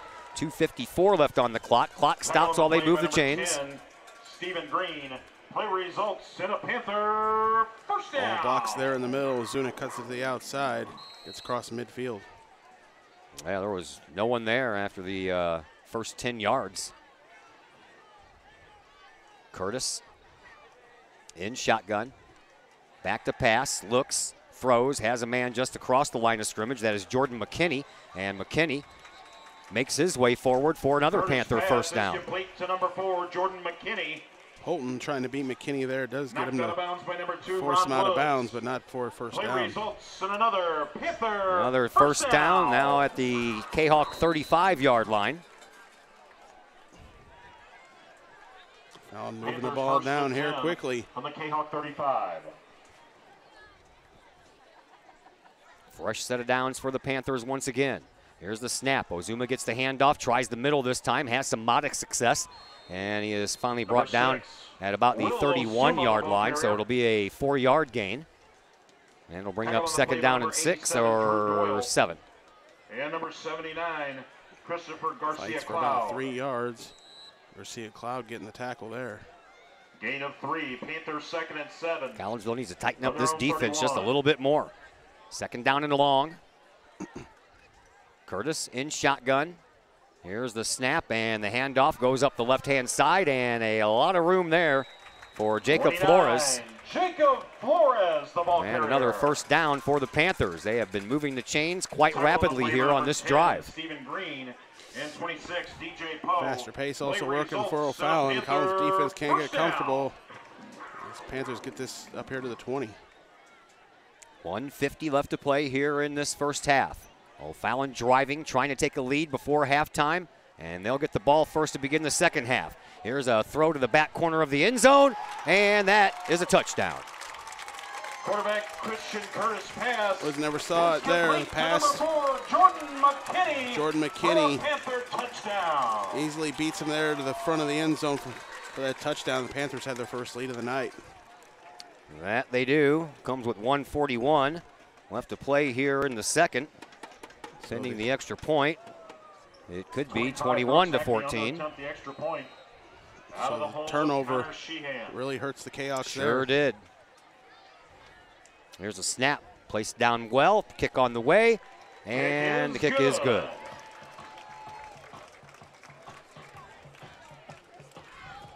(21-14). 1:41 left to play here in this first half. Let's go ahead and thank the City of Collinsville. You can check out the City of Collinsville's Facebook page for information on upcoming events in the city. Of course, 1 week from today will be the start of Italian Fest. That'll be next Friday and Saturday. We have an afternoon game next Saturday that got moved from our original Friday night, so we'll be down there at some point. Also, the Tunes at Bloom concert series going on every Wednesday. The Twilight Band and the Hangouts have already played. Up next, Mixter T and the House Shakers. That'll be this coming Wednesday from 7 to 9 at the Bloom House. More information can be found on the City of Collinsville's Facebook page, and as always, the City of Collinsville is a proud supporter of Kahok Athletics, and they wish all athletes good luck in this upcoming sports season year, and we have a lot of that left. This ball is going to go into the end zone, and Collinsville will start 1st and 10 from their own 20. Kahawks have no timeouts left. 1:41 is left on the clock. That's how much time they have to try to salvage some points before halftime. Well, last week they had about 2 minutes to work with and got all the way to the goal line before getting turned away. There was 7 seconds to go and the clock ran out.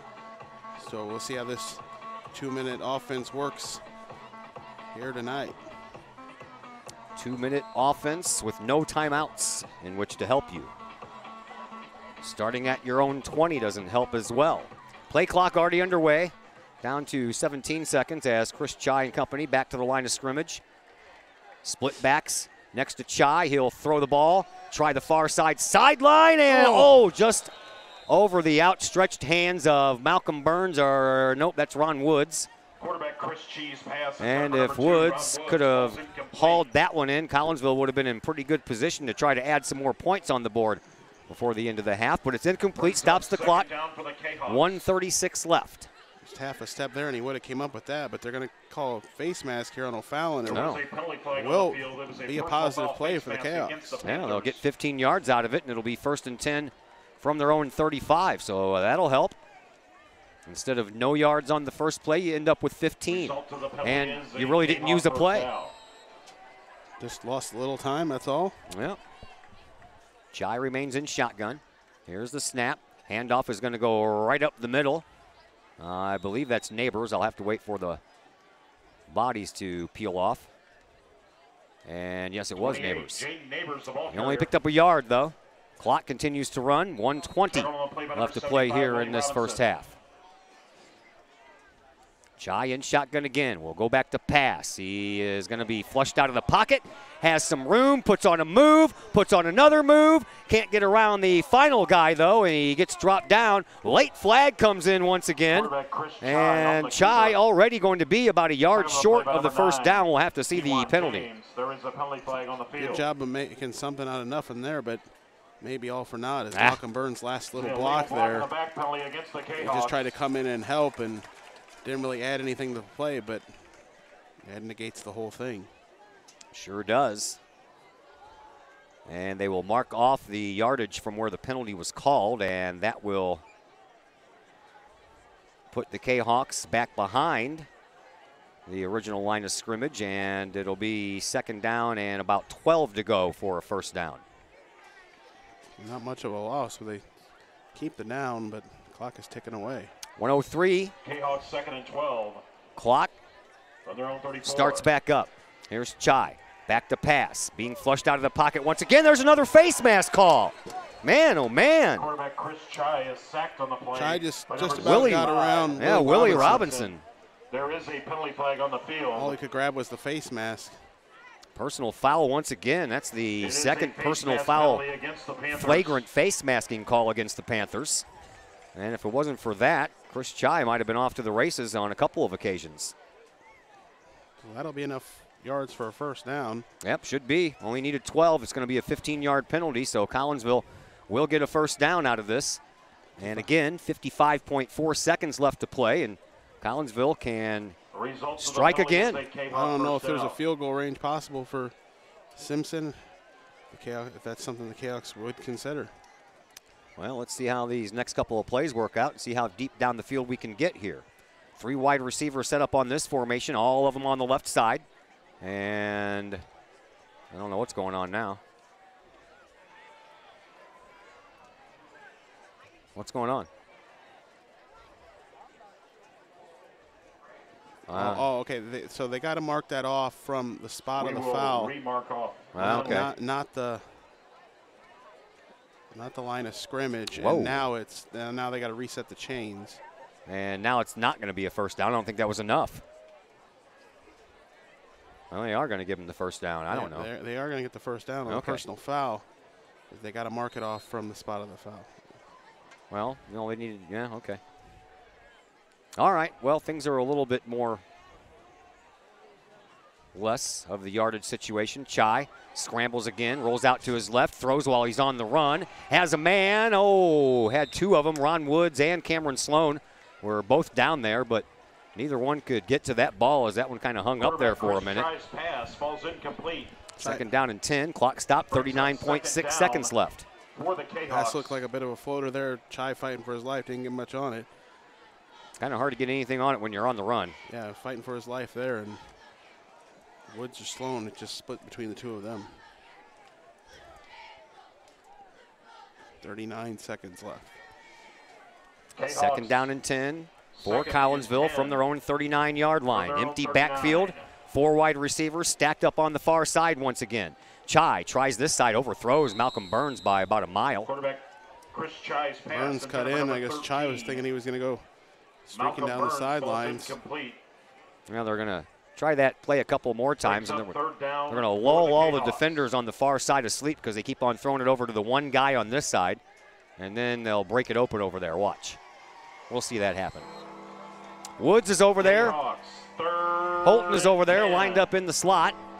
This side of the field has Malcolm Burns. Now Holton will come over to this side.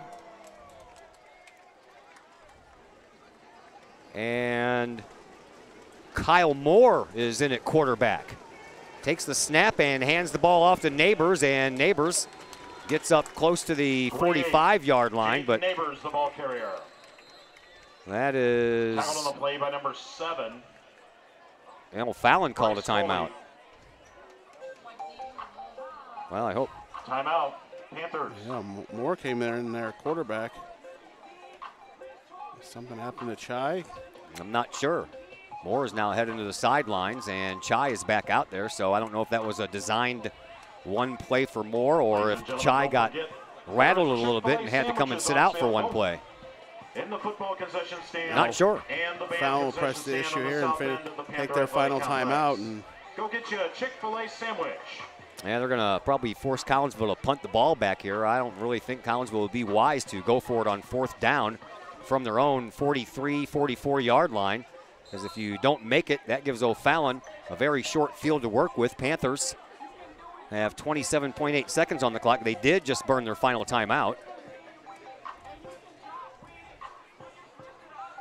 I'm just going to force the issue here on Collinsville, make them either make a play or punt the ball, and then O'Fallon will probably take a knee unless they can get really good field position.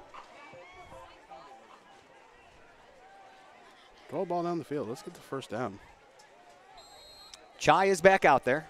So Moore was out there for one play. Chai is going to punt. He gets it off, and there's no one back there to pick it up, and it's going to take a nice Collinsville roll, and it's going to go all the way down to the 10-yard line, and it's going to chew up about 15 seconds on the clock as well. Clock stops with 12.5 seconds left, so O'Fallon will get the ball back. They have no timeouts. Chai's punt is down. And I'd be hard-pressed to think that O'Fallon would even run a play. They got the ball to start the second half. They'll take a knee here, take us to halftime. They got the lead. Don't do anything crazy in the shadow of your own goalpost. Yeah. And the other team doesn't have any timeouts. Send us to halftime.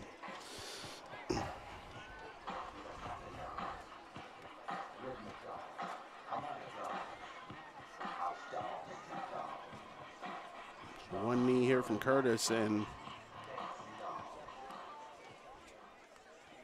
we'll be at halftime here in this Week 4 game. Yeah, looks like they have lined up to do just that. They will take a knee. That will bring us to the end of the first half of play. 21-14. O'Fallon Panthers have a lead over your Collinsville Kahawks as we welcome you in to the Cafe Agape halftime show. Cafe Agape, they have all kinds of great stuff. They have burgers, they have nachos, they have meatloaf, they have pork steaks, they have fish. They have some of the best food around in Collinsville. They will also cater your event, so why don't you give them a call at 345-CAFE. That's 345-2233. Cafe Agape is open Monday through Friday from 11 to 7, and they are located at 703 St. Louis Road. Here, Collinsville got things going first on an 80-yard touchdown pass to Malcolm Burns 29 seconds into the game. Since then, it's been back and forth. We were tied at 7, we were tied at 14, and now the O'Fallon Panthers have a 7-point lead at 21-14 as we have entered halftime. Cafe Agape halftime show comes your way next on the Kahok Sports Network. Cafe Agape in Collinsville. Cafe Agape serves up delicious sandwiches, burgers, steaks, pulled pork, and the Collinsville favorite, the steak and onion sandwich. Cafe Agape has weekly lunch and dinner specials with pork steak Wednesdays, meatloaf Thursdays, and fish every Friday. Cafe Agape also offers catering service, and you can get Cafe Agape delivered now through the To-Go delivery app. Cafe Agape is open Monday through Friday from 11 to 7, and they're located at 703 St. Louis Road in Collinsville, or call 345-CAFE. That's 345-2233. Hi, Purple and White fans. This is Dan Mode, class of 1989. I'm with New American Funding. Myself and New American Funding are proud sponsors of Kahok Athletics. As we have great coaches at CHS on all the courts, fields, and tracks, we like to coach you through the home buying process and refinance process. If there's ever anything we can do, I can be reached at 618-973-5343 or www.danmodeloans.com. Let's support our student athletes at CHS. They deserve the best. Thank you for your time, and go Kahawks.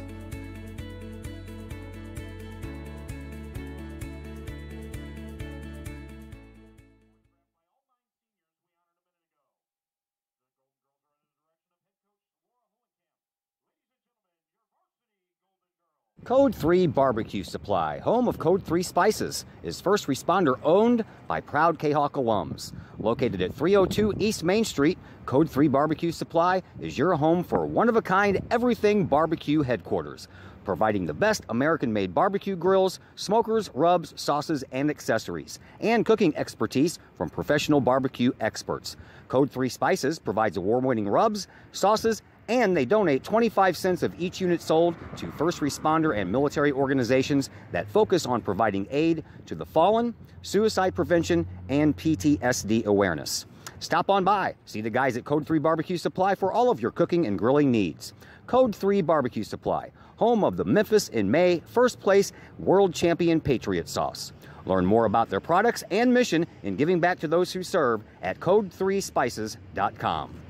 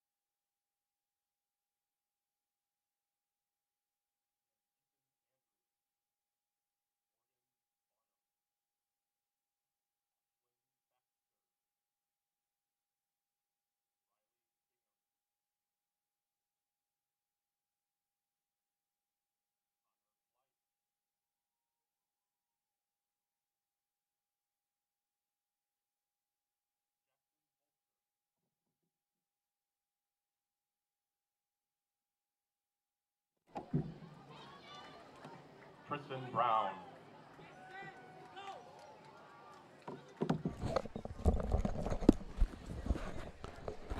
$21-0 O'Fallon here at the half here at O'Fallon High School.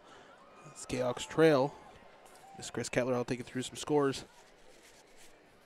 There's some other games going around the area. We tell you the Kahok JV soccer team beat Tri tonight in the Highland Tournament. Congratulations to them.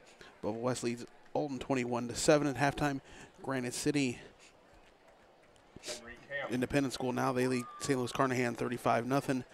Edwardsville is 1-2 and they're losing to Wabansie Valley of Chicagoland 7-0 at halftime. Tri leads CM 7-0 up in Bethalto.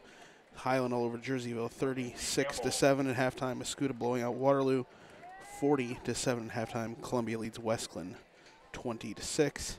Althoff leads Mount Vernon 17-0 at halftime. Kokia Marion were scoreless after one quarter. And Carbondale leads Centralia 21-3. This is O'Fallon 21. Collinsville 14 at halftime from O'Fallon High School. I'll keep looking for the score of the Belleville Eastside game. And I'll add one last score here as Kokia has taken a 6-0 lead with 4 minutes to go in the second quarter against Marion. Halftime continues here in O'Fallon. Dodd will be back with some numbers here shortly.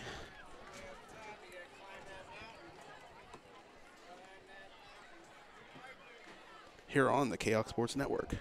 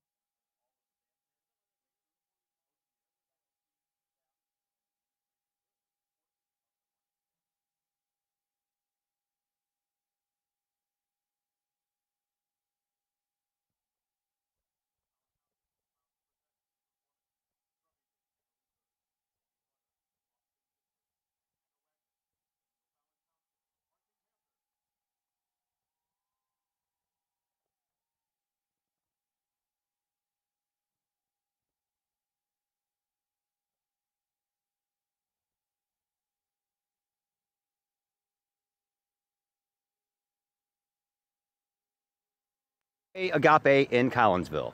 Cafe Agape serves up delicious sandwiches, burgers, steaks, pulled pork, and the Collinsville favorite, the steak and onion sandwich. Cafe Agape has weekly lunch and dinner specials with pork steak Wednesdays, meatloaf Thursdays, and fish every Friday. Cafe Agape also offers catering service, and you can get Cafe Agape delivered now through the to-go delivery app. Cafe Agape is open Monday through Friday from 11 to 7, and they're located at 703 St. Louis Road in Collinsville, or call 345-CAFE. That's 345-2233.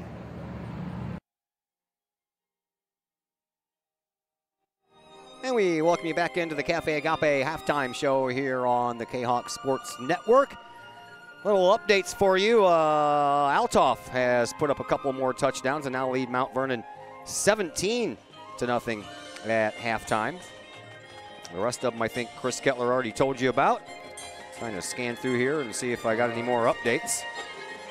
Marion 14, Cahokia 6 is the late one I found, and then, yeah, I went through some of the other ones. Well, Belleville East and East St. Louis 0-0, huh? I suppose. I haven't found any updates on that one. It also says first quarter, so. That one's missing from the world. Missing from the world. The world of Twitter, yeah, and score stream apparently. Yeah, it sure is. All right, so I guess we have updated all the scores that we can for you at this point. Here it's 21-14. O'Fallon has the lead at halftime, and they will get the ball back first after our halftime festivities end here from O'Fallon. Started off in fine fashion. Chris Chai to Malcolm Burns, 80-yard touchdown pass, 29 seconds into the game, just the second play from scrimmage. And then just a little bit later on, a 2-yard run from the quarterback for O'Fallon, Christian Curtis, and we were tied at 7. Then a 10-yard run by Chris Chai, 8:35 into the second quarter, gave Collinsville a 14-7 lead. Just about 56 seconds later, a 65-yard touchdown pass to Chris Smith from Christian Curtis tied the game at 14, and then a 20-yard pass with a little over a minute and a half left to go in the first half from Christian Curtis to Jordan McKinney has given O'Fallon their 21-7 lead. And I think, Mr. Chris Kettler, that all in all it's okay, but I think Collinsville could probably have a lead here, or at the very least be tied at 21. Yeah, it looked like Malcolm Burns was going to go in for that go-ahead score there, and O'Fallon got the turnover and went down and scored. So you haven't dug yourself a big hole or anything like that. This is a doable game. The offense has been moving the ball and found the end zone a few times. Maybe make these adjustments here on defense and find out a way to shut them down like we did last year in the second half and get some scores and win this game. Well, we are still a few minutes away from the second half beginning here. Big thank you to Cafe Agape for sponsoring our halftime show once again. And again, if you want to get a hold of Cafe Agape, have them cater an event that you are putting on. 345-CAFE is their number. That's 345-2233. Or they're open Monday through Friday from 11 to 7 at 703 St. Louis Road in Collinsville. Back with the second half start in just a little bit here on the Kahok Sports Network. Hi, I'm Colton Pareko. I want to thank the team at RE/MAX Alliance for helping me find my first home. It couldn't have been any easier. If you're in the game for a new home, contact my friends at RE/MAX Alliance.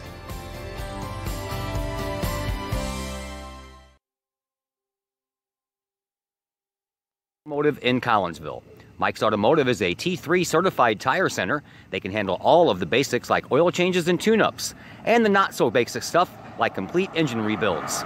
Mike's Automotive also has 24-hour towing and 3 locations in Millstadt, St. Louis, and in Collinsville at 1150 St. Louis Road, just blocks from the high school, or call 345-0611 online at mikesautomotive.net and Mike's Automotive on Facebook.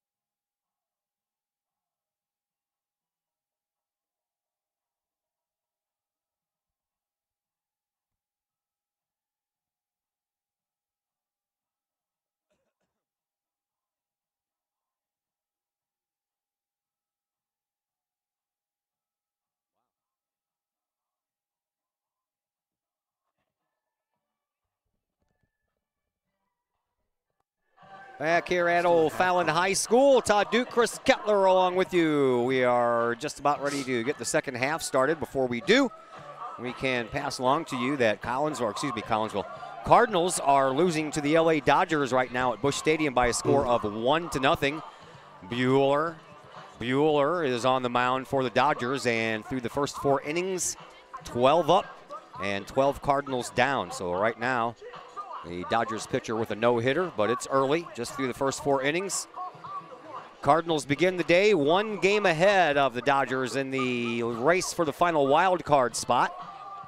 They are 3.5 games behind the the Brewers for the top wild card spot. 4.5 games behind the Cubs for the Central Division lead, with 2 games against the Dodgers after tonight's game. Then they go on the road for 3 with Atlanta, come home and face the Giants and the Milwaukee Brewers before they end up with 3 on the road against the Cubs. So a tough last 11 games or so here for the Cardinals.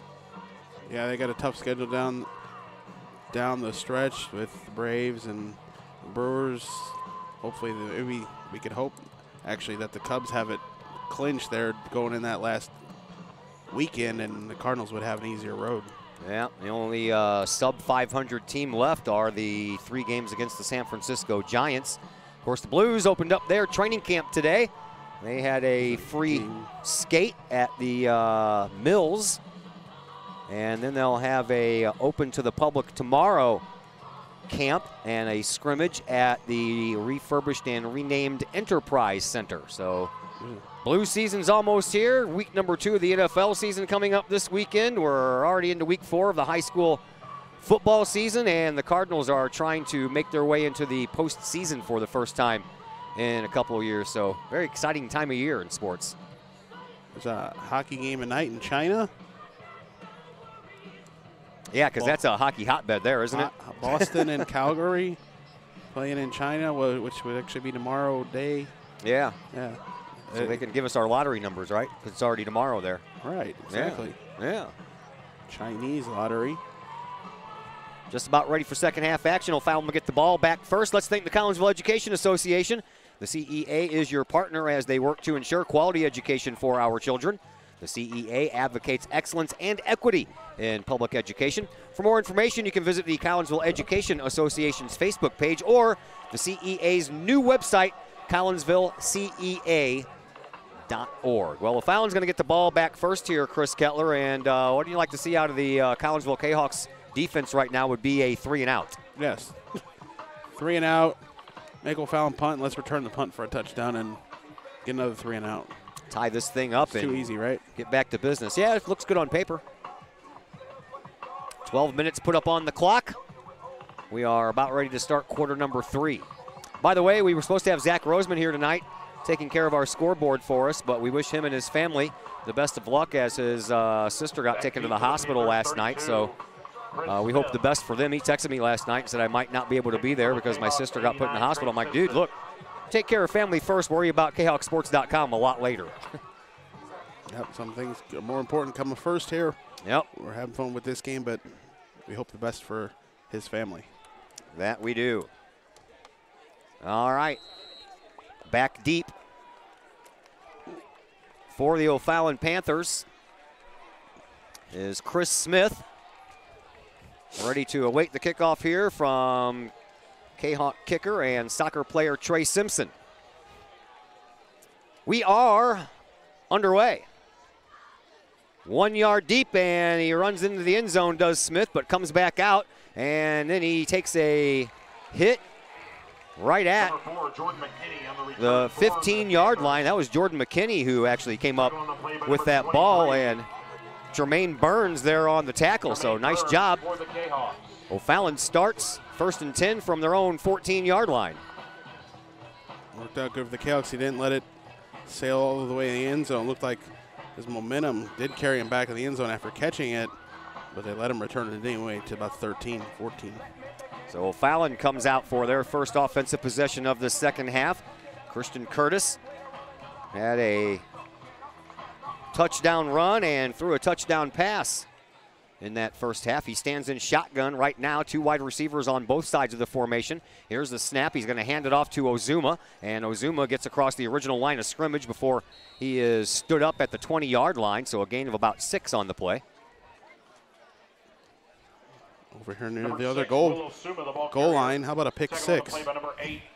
That would be nice. Just don't do what Marcus Peters did. Dante Williams on the stop on that particular play, and O'Fallon getting some little chunks of yardage here on their run game. 5 yards here, 6 yards there. Curtis through the air. He is going to throw the ball, and he hits Jordan McKinney, and McKinney will have enough for a first down. Quarterback Christian Curtis pass. Right bit on the handoff that left McKinney wide open on the left side.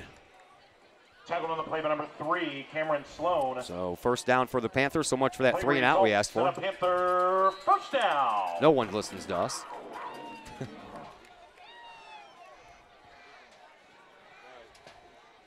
Curtis hands the ball off to Ozuna. Ozuma breaks it right through the middle and picks up another first down. Number 6. 11 yards on the carry.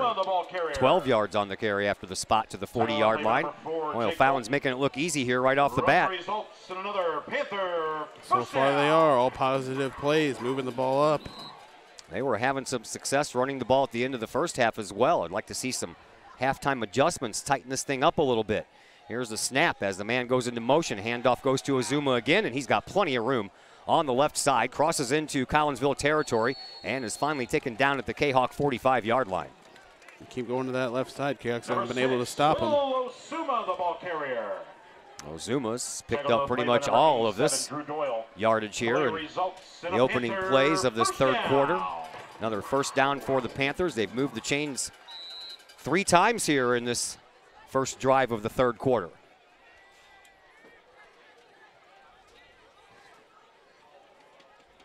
One lone setback as McKinney goes into motion. Here is the handoff. Oh, met in the backfield. Jacob Flores, and he is driven backwards.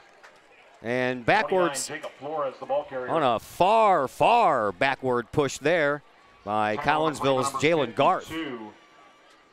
Garth there just serving that one play, and he made the most of it with the big block. Well, they pushed him all the way back into O'Fallon territory, but they blew the whistle after about a 3-yard loss. So second down and 13 for the O'Fallon Panthers. Latrell Bonner lines up as a wide receiver on the near side sideline right in front of his bench.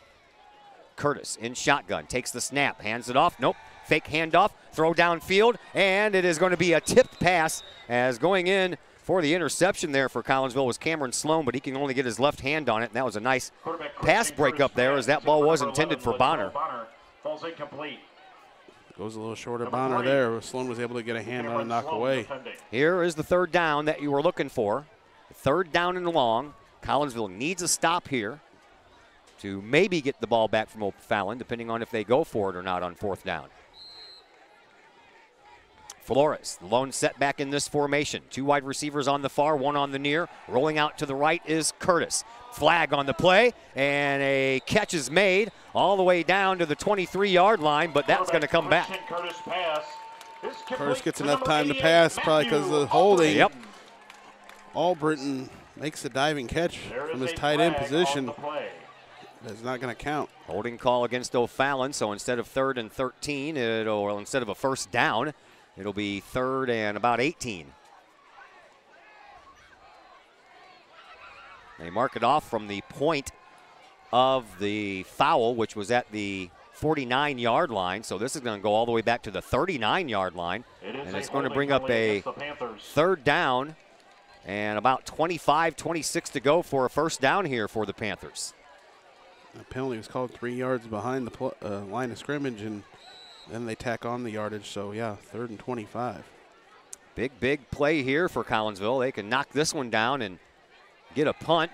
Back to pass. He's under pressure is Curtis. He dumps the ball off short to Flores, and Flores is going to get it across the midfield, but well short of the first down. It's going to be about 13 yards short of the first down. It'll bring up fourth down. We'll have to see how O'Fallon wants to play this.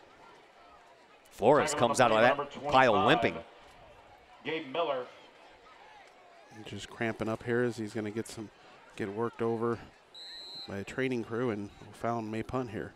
Looks like it. Sloan is going to go back and stand at about his 25-yard line. Brings up 4th down for the Panthers. And it looks like Chris Smith is going to punt, as O'Fallon's still trying to get the rest of their players out there. 14 seconds left to go on the play clock.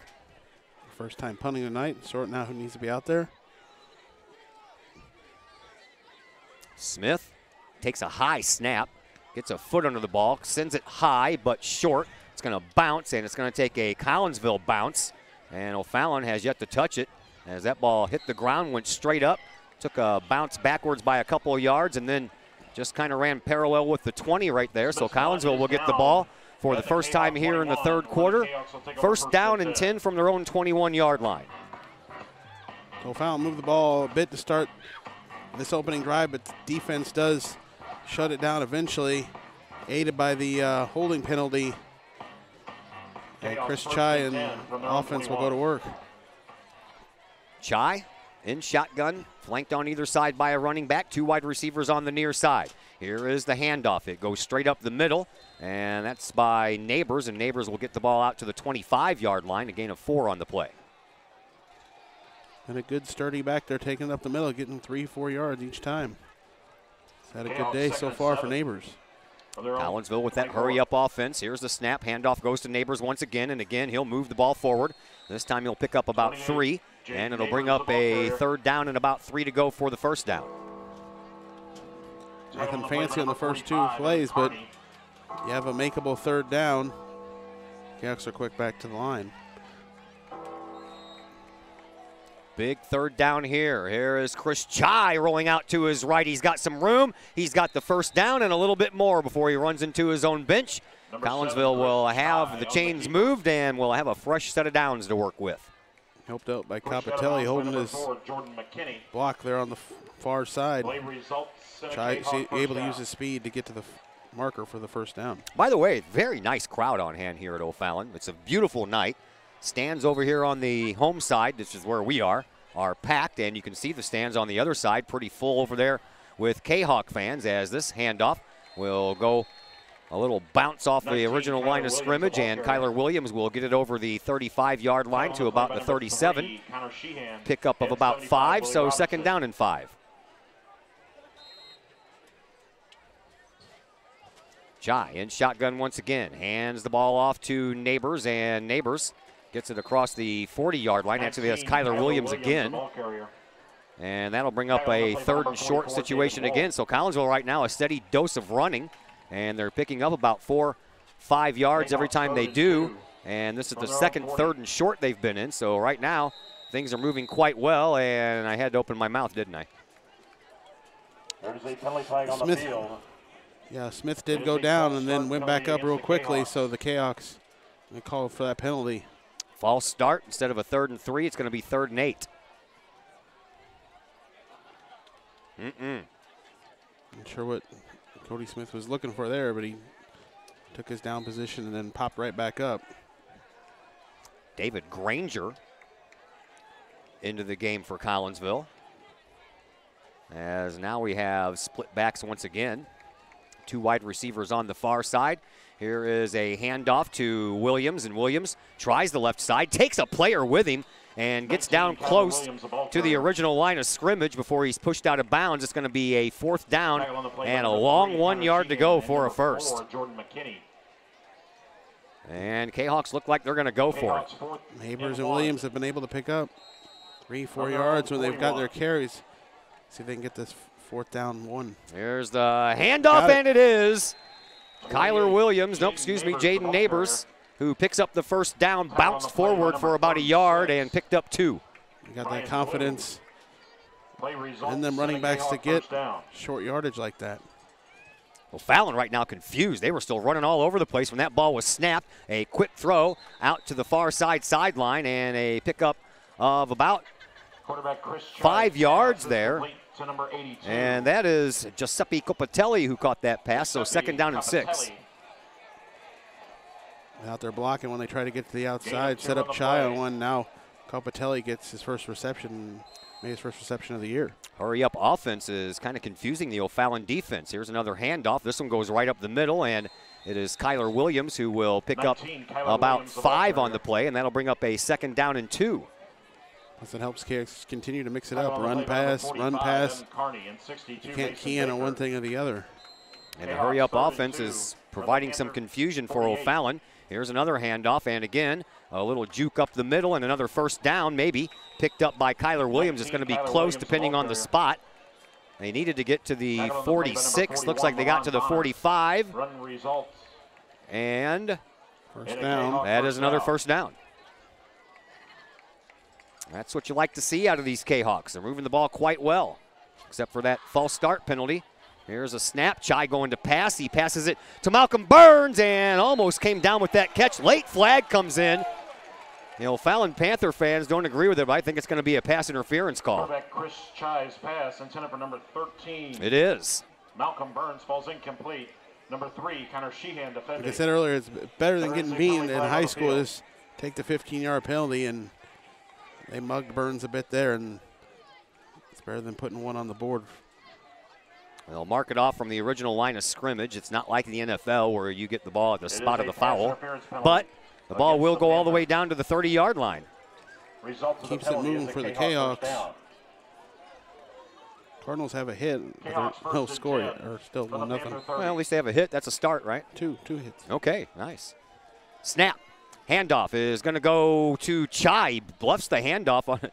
I thought for a second there that Cameron Sloan had that ball and was running parallel with the line of scrimmage, but Chai kept it and picked up a couple of yards. So 2nd down and about 8. 45, Evan Carney in 62. Sloan with his speed may have been able to pick up more, Eddie. Gain of 2 on the play. Received the handoff, but Chai plugs ahead for 2. Yeah, Sloan right now is over the left shoulder of Chris Chai as a running back. This time Sloan is going to get the ball. He does a couple of juke steps, makes a nice move, and barrels forward. And it'll be a 3rd down and about 2 to go for a 1st down here for Collinsville. Yeah. Different backs out there. Tremaine Burns and Sloan now out there, and as they switched it up from Neighbors and Kyler Williams like it's been most of the game. Well, they probably needed a breath of fresh air and some water. Here's another handoff to Sloan. He's got room. 1st down. Oh, nice head fake. Then he cuts at the 10-yard line and finally gets taken down at about the 9. Number 3. Let his guy, like he was going to cut up the middle, stay to the outside, and try to cut back up again, but he gets brought down at the 8. Now, those 2 running backs will go off, and Williams and Neighbors will return after getting a breath of fresh air and a drink of water. And Collinsville on the move. 1st and 10 from the O'Fallon 9-yard line. Here is Chris Chai. He's going to hand the ball off to Neighbors. He'll try the left side. He'll cut it up, and he'll go into the end zone for a touchdown. A great drive there by the Kahawks. Kept O'Fallon on their heels the whole time. Kyler Williams finishes it off with the end zone following their breath of fresh air, and that's one of the best Collinsville touchdown drives in a long, long time. Yeah, they chewed up a lot of time on the clock. There's only 4 minutes and 11 seconds left here in this 3rd quarter as Trey Simpson is on to try the all-important extra point to tie this game up. A left-handed kicker, he's ready to go. Kyle Moore, the holder, he's ready to go. Takes the snap, puts the ball down. It's on the way, and it is good. We are tied at 21. Nice drive there by the Collinsville Kahawks. Great drive. Chewed up a lot of clock. Fallon's defense has got to be gassed, and you want to try to get a quick turnover on downs or anything to get the ball right back and put that O'Fallon defense on the field again and try to drive again on them. Let's thank All Pro Tees. All Pro Tees, that's your place for custom apparel. My place, too. Most of my Kahawk stuff comes from All Pro Tees. They will take care of your school, your business, your sports team, and more. All Pro Tees offers a variety of services. They'll walk you through those options and the process step by step. They pride themselves in being a local Collinsville business, and they specialize in helping their clients promote and grow that business, all with top-of-the-line custom apparel. All Pro Tees right across the street from Kahok Stadium. Online, allprotees.com, or you can call 344-2200. That was one of the nicest, longest, time-consuming drives I've seen the Kahawks put together in quite a long time. Very impressive. Yeah, it's a very impressive drive. I had to go back quite a ways to find a long, impressive drive like that where they just chewed up a defense. They did that, and speaking of defense, the Kahawks got their defense working a little mojo magic there after the O'Fallon Panthers were pushing the ball down the field on their first drive. So now you're asking the defense to step it up once again. Trey Simpson puts a leg into it. This one's going to skip, take a couple of bounces, and at the 20-yard line, it is picked up there. And then the return man just didn't really figure out where he wanted to go, and Chris Smith ends up being taken down inside the 20. Callan got in there, clogged it up for him, and then brought him down, and they knocked Smith backwards, and for all that, he's a little hurt coming off. Yeah, now Smith is a little gimpy getting up, and now he's back up and walking off under his own power just as the trainers were getting ready to trot out there. So it'll be 1st and 10 for the O'Fallon Panthers from their own 16-yard line. So again, just like the first drive for O'Fallon here in the second half started inside the 20, this one does as well. Although the Panthers moved the ball quite well on that initial possession before they kind of shot themselves in the foot, went backwards, and ended up having to punt the ball back to Collinsville, who then put an impressive drive together to tie this thing up at 21. So Christian Curtis brings his team back from the sideline. Bo Carney lines up as a wide receiver on the far side. First time I've used his name tonight. Man goes into motion. That is Albritton. In shotgun, Curtis, he'll hand the ball off, and he'll do so to Ozuma, and Ozuma finds himself a big gain all the way up to their own 41-yard line, make that the 39-yard line. The offensive line did everything right there. They gave Ozuna a big hole to get through, and a lineman down here for O'Fallon. Sure do. O'Fallon Panthers have an injury, and Amanda Bauer from the Collinsville sideline comes out, as well as the Panthers training crew, so this one might be a pretty significant injury. We'll step aside here for just a moment. Back with more in a minute on the Kahok Sports Network.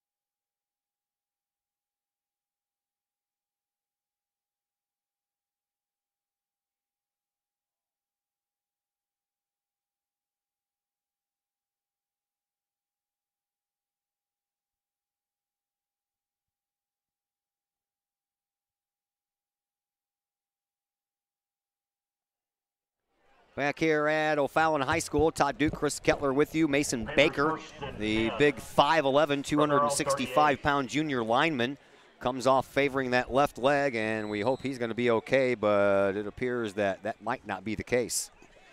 Ankle problem or something, but he got up on his own power and walked off to the sideline.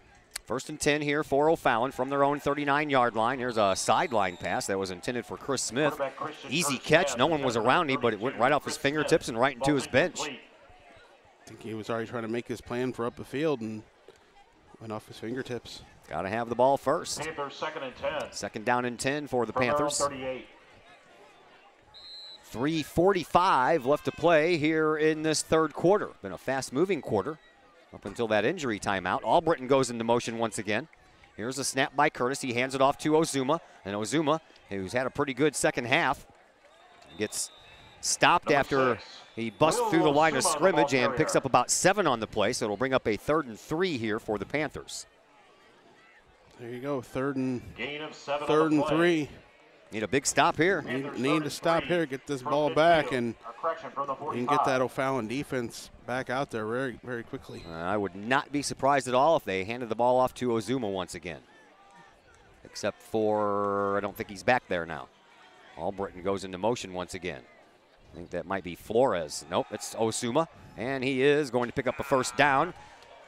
Skirts the line of scrimmage for a while, turned on the afterburners right at midfield and plows into Collinsville territory, and it'll be first down on the Kahawks 42-yard line. This is about the spot that O'Fallon drove to on their first possession of the third quarter, and then they started going backwards.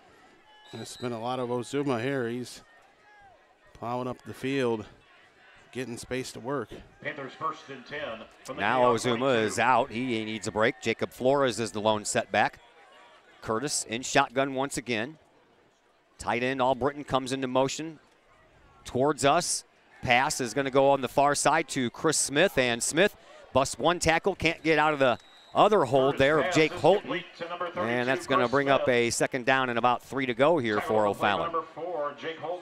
Zuma getting checked over here on the sideline, so that's why he's out. And gain of about 8 on the play. Gain of 8 on O'Fallon with him on the sideline. Looks more like 7, but we'll go ahead and agree. Looks like Panthers 2nd and 3. Well, From their own 35. Okay. They said it was 8. If it was 8, it'd be 2nd and 2. Instead, it's 2nd and 3, so a gain of 7. Curtis back to pass. Looks left, throws left, into the end zone, and not quite into the end zone, and that was nice coverage there by Collinsville's Luke Cuddleback. He was step to step every step of the way with Latrell Bonner. The only thing I was worried about was that Cuddleback never turned around to see where the ball was, as he was getting real close to being in the grill there of Latrell Bonner. They've been staying away from going Cuddyback's way. 3rd down and 3. Another big 3rd down here for Collinsville and their defense. Curtis in shotgun will hand the ball off, and it's going to be a first down for Flores and a little bit more as he is finally taken down at the 15-yard line. Jacob Flores, the ball carrier. Continue to work that left side. Flores had plenty of running room before Green can bring him down. First and 10 and the 15 now for the Panthers. In the red zone are the Panthers, looking to retake the lead that Collinsville just tied. 21-21, 1:50 left to play here in the third. Handoff again goes to Flores. This time he's wrapped up in the backfield, and Gabe Miller in there with the initial hit, helped out by a couple of his friends. Tackled on the play by number 25, Gabe Miller. Gabe Miller and Jalen Garth get in there. That time Flores tries the right side, and that doesn't get him anywhere. Loss of about a half a yard on the play, so we'll call it 2nd down and 11. Loss of a yard on the play. In shotgun, Curtis. Flores again remains the lone setback as Ozuma is being tended to on the sideline. Curtis keeps it. He throws a little sideline pass and finds McKinney. McKinney trying to get to the end zone, can't, but he's inside the 5, and that'll move the chains. It'll be 1st and goal for the O'Fallon Panthers from the Kahok 4-yard line.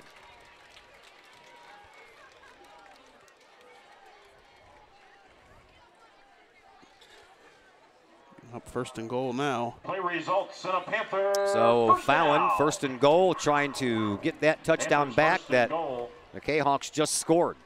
So Collinsville, with their backs up against their own goalpost, will have to make a couple of big stops here. Here is a handoff, and it's going to go to Flores, and Flores will get wrapped up behind the line of scrimmage. And it'll be brought down at about the 7-yard line.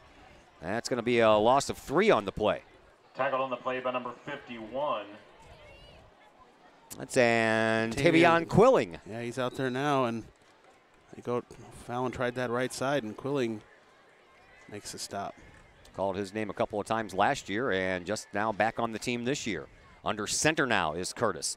He'll roll out to his left. He'll have a little bit of room, but he is wrapped up on a nice open field play there by Dante Williams, who stayed with the O'Fallon quarterback the whole way. Yeah, he stayed with him there, and Dante Williams with those long arms. He's going to wrap him up there, and it's going to be third down. Big stop here. Kahok's need. Third down and goal from the 5, and 10 seconds left to play here in this third quarter. Looks like the Panthers will not get a playoff here before the quarter ends, so we head to the fourth quarter. We'll switch ends of the field, and it'll be third down and goal for the O'Fallon Panthers when we come back on the Kahok Sports Network.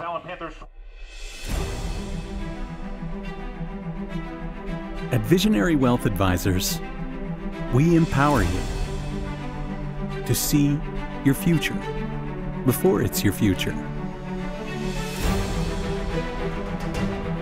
To create your inheritance.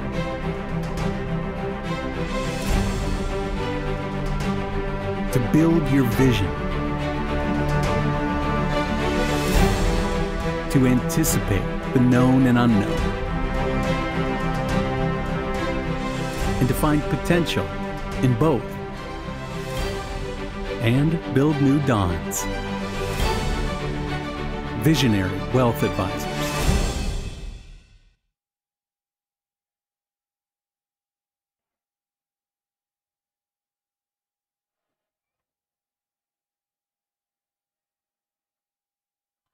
Todd Duke, Chris Kettler back with you here from O'Fallon.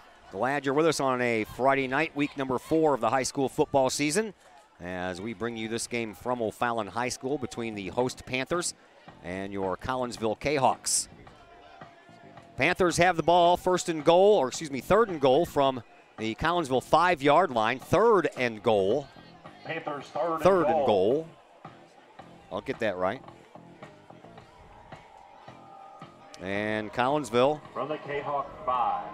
We'll need a big stop here and probably on the next play as well, because I'm sure down this deep, the Panthers would go for it on fourth down. So it begins with the third down play. Third and goal from the 5-yard line.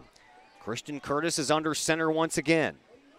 Here's the snap. He looks in the corner of the end zone. He throws, turn around right into the face of Chris Smith, and a 5-yard touchdown pass will give the Panthers their lead back. Touchdown pass for number 2, Christian Curtis.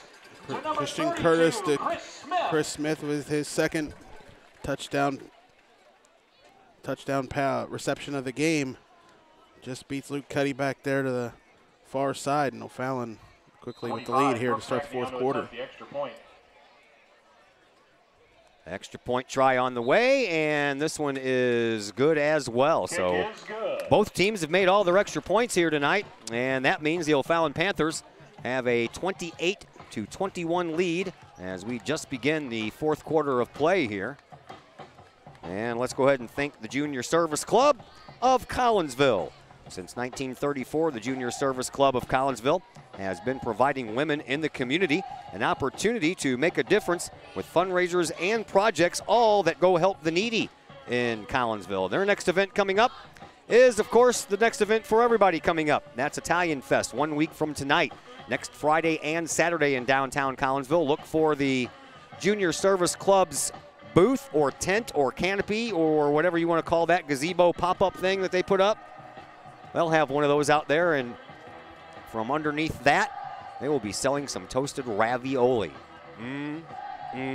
Good.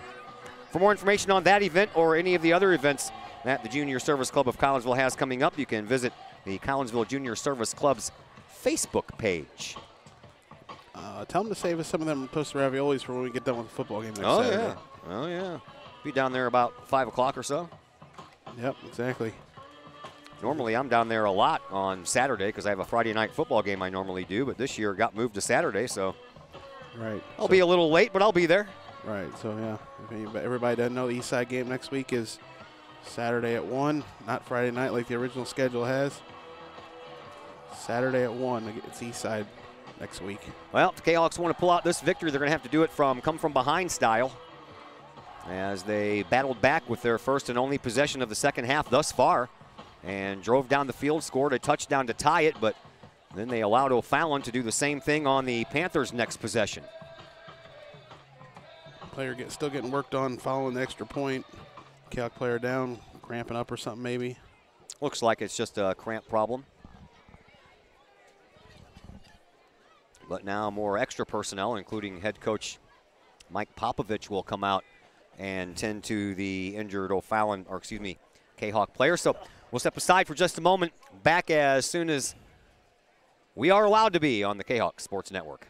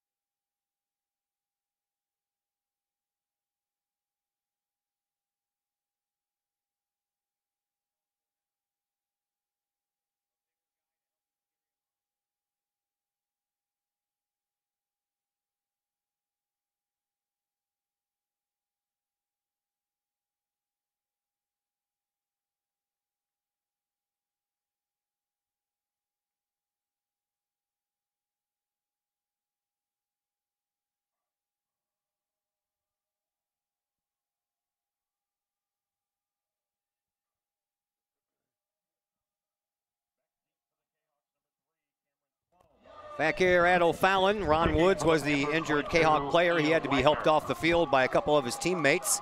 So maybe just a little bit more than a cramping situation, but we hope to see him back out a little bit later. Cameron Sloan, he's back deep, as is Stephen Green.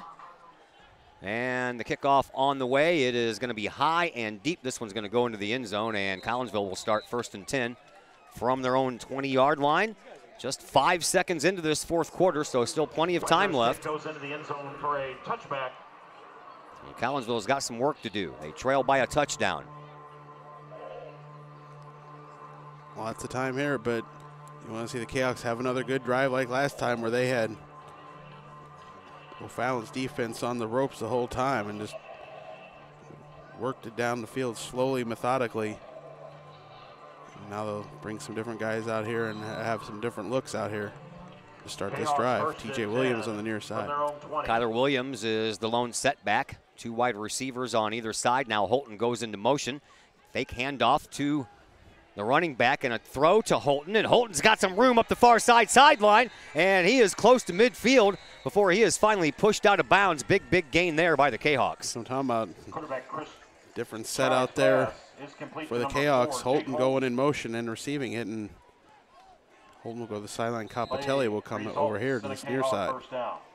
2 wide receivers on the near side, as Mr. Kettler mentioned. Split backs on either side of both shoulders from Chai. He's going to the air. He has a man, Capitelli, and over the 50-yard line into O'Fallon territory at the Panthers' 47. Catch there for Capitelli. Turned it up the field. O'Fallon player just got one hand on him and brings him down. The Kahawks get it across midfield very quickly. 2 plays. TJ Williams lines up as a wide receiver on the near side. Handoff is going to go to number 28, Jaden Neighbors, and he is met immediately and gets sent backwards by Terrence Smith, 240-pound, 6'4" sophomore.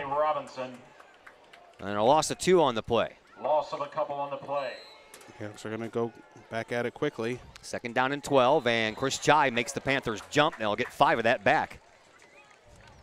Get 2 of the back they lost and gain 3, so that'll bring up a 2nd down and 7 instead of a 2nd down and 12.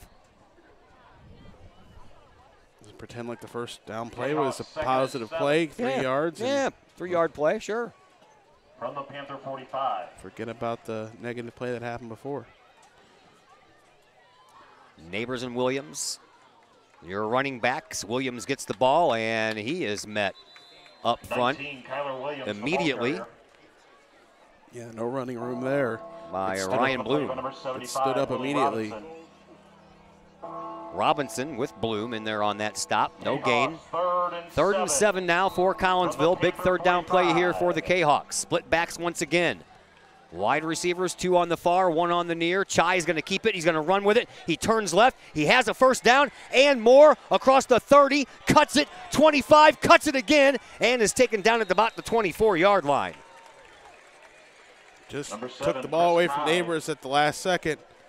On the carry. Cuts it up the middle there, and then doing everything he could to juke the O'Fallon players out of their shoes and stay alive, and gets it down to the 25-yard line. That moves the chains. 10:25 left to play here in this fourth quarter. Chai in shotgun once again. Same formation. This time they'll hand it off to Kyler Williams, and Williams will get across the line of scrimmage and pick up about a yard. Maybe. Tackle on the play by number 36, Ryan Bloom. Trying back at that, and Bloom had another stoppage there for O'Fallon. Gain of a yard on the play. Jake Holton in the slot on the far side. Snap, handoff, goes to Neighbors, and Neighbors will get some positive yardage this time after a pickup of 1 on the last play. This one will be a pickup of about 3, which will bring up a third down and about 6 to go for a first down. 9:40 left to play here in this fourth quarter. Collinsville trailing by a touchdown, trying to drive down here and tie this thing back up. Chai trying to draw the Panthers off sides once again. Now Chai looks over to the sideline, has the play calls come in from head coach Popovich. And the snap, Chai, pass. He's going to throw the ball into the corner of the end zone, and it's caught, and trying to move the ball in is not going to be successful, I believe. Was that Kyle Moore that caught that ball? Chris Chai's pass is complete to number 13, Malcolm Burns. Oh, Malcolm Burns caught it at about the 5 and fell back towards the 2. Just got stopped short of the goal line. There's an official's timeout on the field. And another injury timeout here. One of the O'Fallon players are down as Collinsville has the ball first and goal from the O'Fallon 2-yard line, looking to tie this game up. Injury timeout on the field. Back in just a moment on the Kahok Sports Network.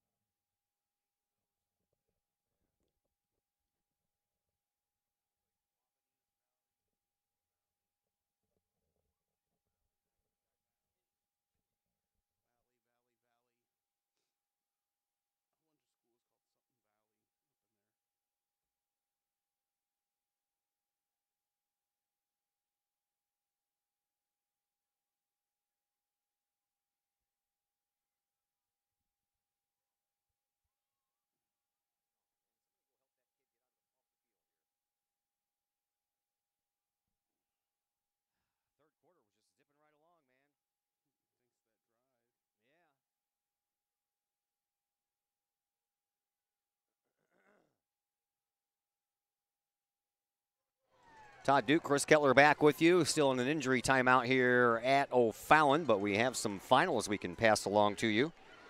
As the Edwardsville Tigers have dropped to 1-3 on the year after getting beat tonight by the Wabanese Valley Warriors by a score of 21-7.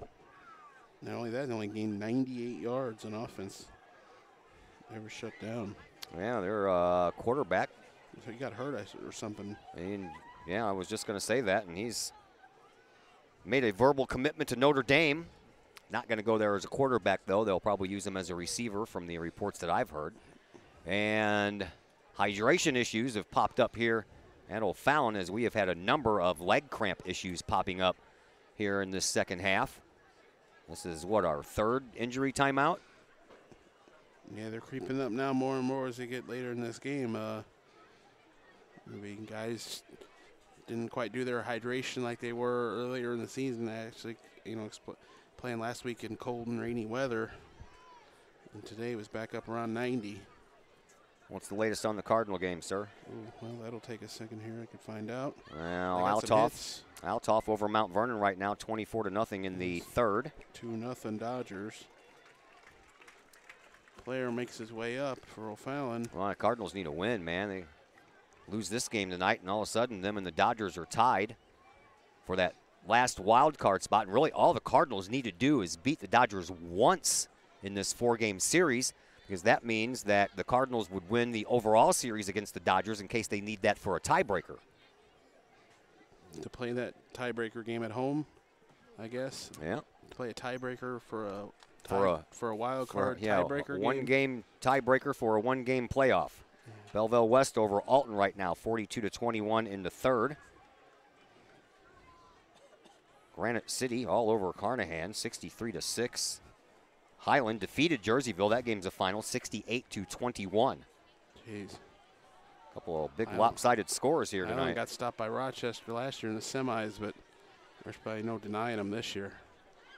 All right, we are back to action. First and goal for Collinsville from the Panthers' 3-yard line. Here's the snap. Handoff is going to go to Kyler Williams, and Williams is in for a touchdown. Just followed his line through there. Fell forward in the end zone, and Kahoks are an extra point away from tying this. Or go for two and take the lead. Why not? 28-27. Panthers are up by 1. Collinsville looking like they're going to go for the 2-point conversion here. And if they do, they can take a 1-point lead. If not, they'll trail by 1 point. Neighbors and Williams on either side of Chris Chai. Here's the snap, and it's high. Chris Chai picks it up, rolls out to his right, tries to put on a couple of moves, needs to get out 10 yards, and he's not going to get there. He made the most out of that as much as he could. Got it out of bounds about the 2-yard line. Got it back to the 2 for whatever that's worth, but Kahoks failed to take the lead. Of all the times for a bad snap. No good. So, O'Fallon will get the ball back, leading by 1 point. 9:10 left to play here in this fourth quarter, so plenty of time for Collinsville to make a defensive stop, get the ball back, and put on the game-winning drive. In the meantime, let's thank Lakeside Roofing in Collinsville. Can let the professionals at Lakeside Roofing protect your most important investment, your home or your business. Have the elements taken a toll on your roof system? Notice a leaking roof? Maybe it's time for a free roof inspection. Regular maintenance can extend the life of your roofing system by 10 years or more. Lakeside Roofing is your winning team for commercial and residential roofing systems. Lakeside's all-star professionals have installed, repaired, and maintained hundreds of roofs on both sides of the river. Call Lakeside Roofing today, 344-2800 in Collinsville. On the other side of the river, 314-241-5253, or online, lakesideroofing.com. Choose experience, choose Lakeside. Well, you try to press the issue, go for 2. Knowing it's going to take another score either way, why not go for the lead? I understand it. I didn't have a problem with it because there's still plenty of time left to correct that situation. I understand the reasoning behind it and don't have a problem with it whatsoever. Here's the ensuing kickoff, and it's going to be taken at the 4-yard line by Smith, and he falls down at the 20 when he probably, if he would have stayed on his feet, probably had another 10, 20 yards in him before he would have been touched. Yeah, another 10 yards easy, and slipped down on this turf, which is getting worn down here in a few years. They're probably not far from a turf replacement like Edwardsville had just got. That field was nice. I was out there walking around on that field before the soccer game the other night, and that was real nice. From their own 21. All right, so defense needs to step it up here for Collinsville. 28-27, fourth quarter, 9:04 left to play in the fourth quarter. Wide receivers, 2 on the far side here in this set for the O'Fallon Panthers, as Will Ozuma is back in there at running back, and he will get the handoff. He will bust it through, and he is going to be off to the races. He gets up to the 40-yard line before he finally runs into Jake Holton, and as soon as he did, he went down. So got pancaked by Poe and Holton. Yeah. They went to that left side again, and way more running room for Ozuna again.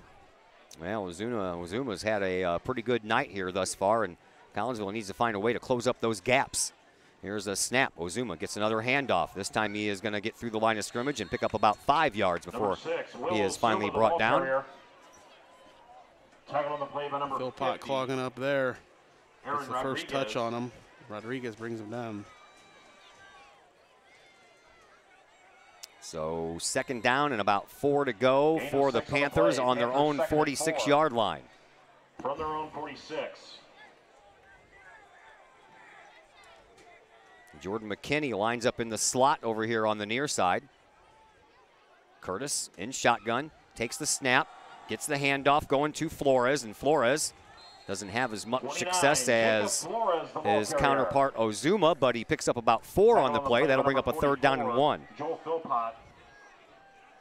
It was set up by Gabe Miller, shaking and defending the best he could Gain of about 3 on the play. Get a hand on the foot, bring him down short of the first down. Need a big stop here on 3rd down and 1 for the Kahok defense.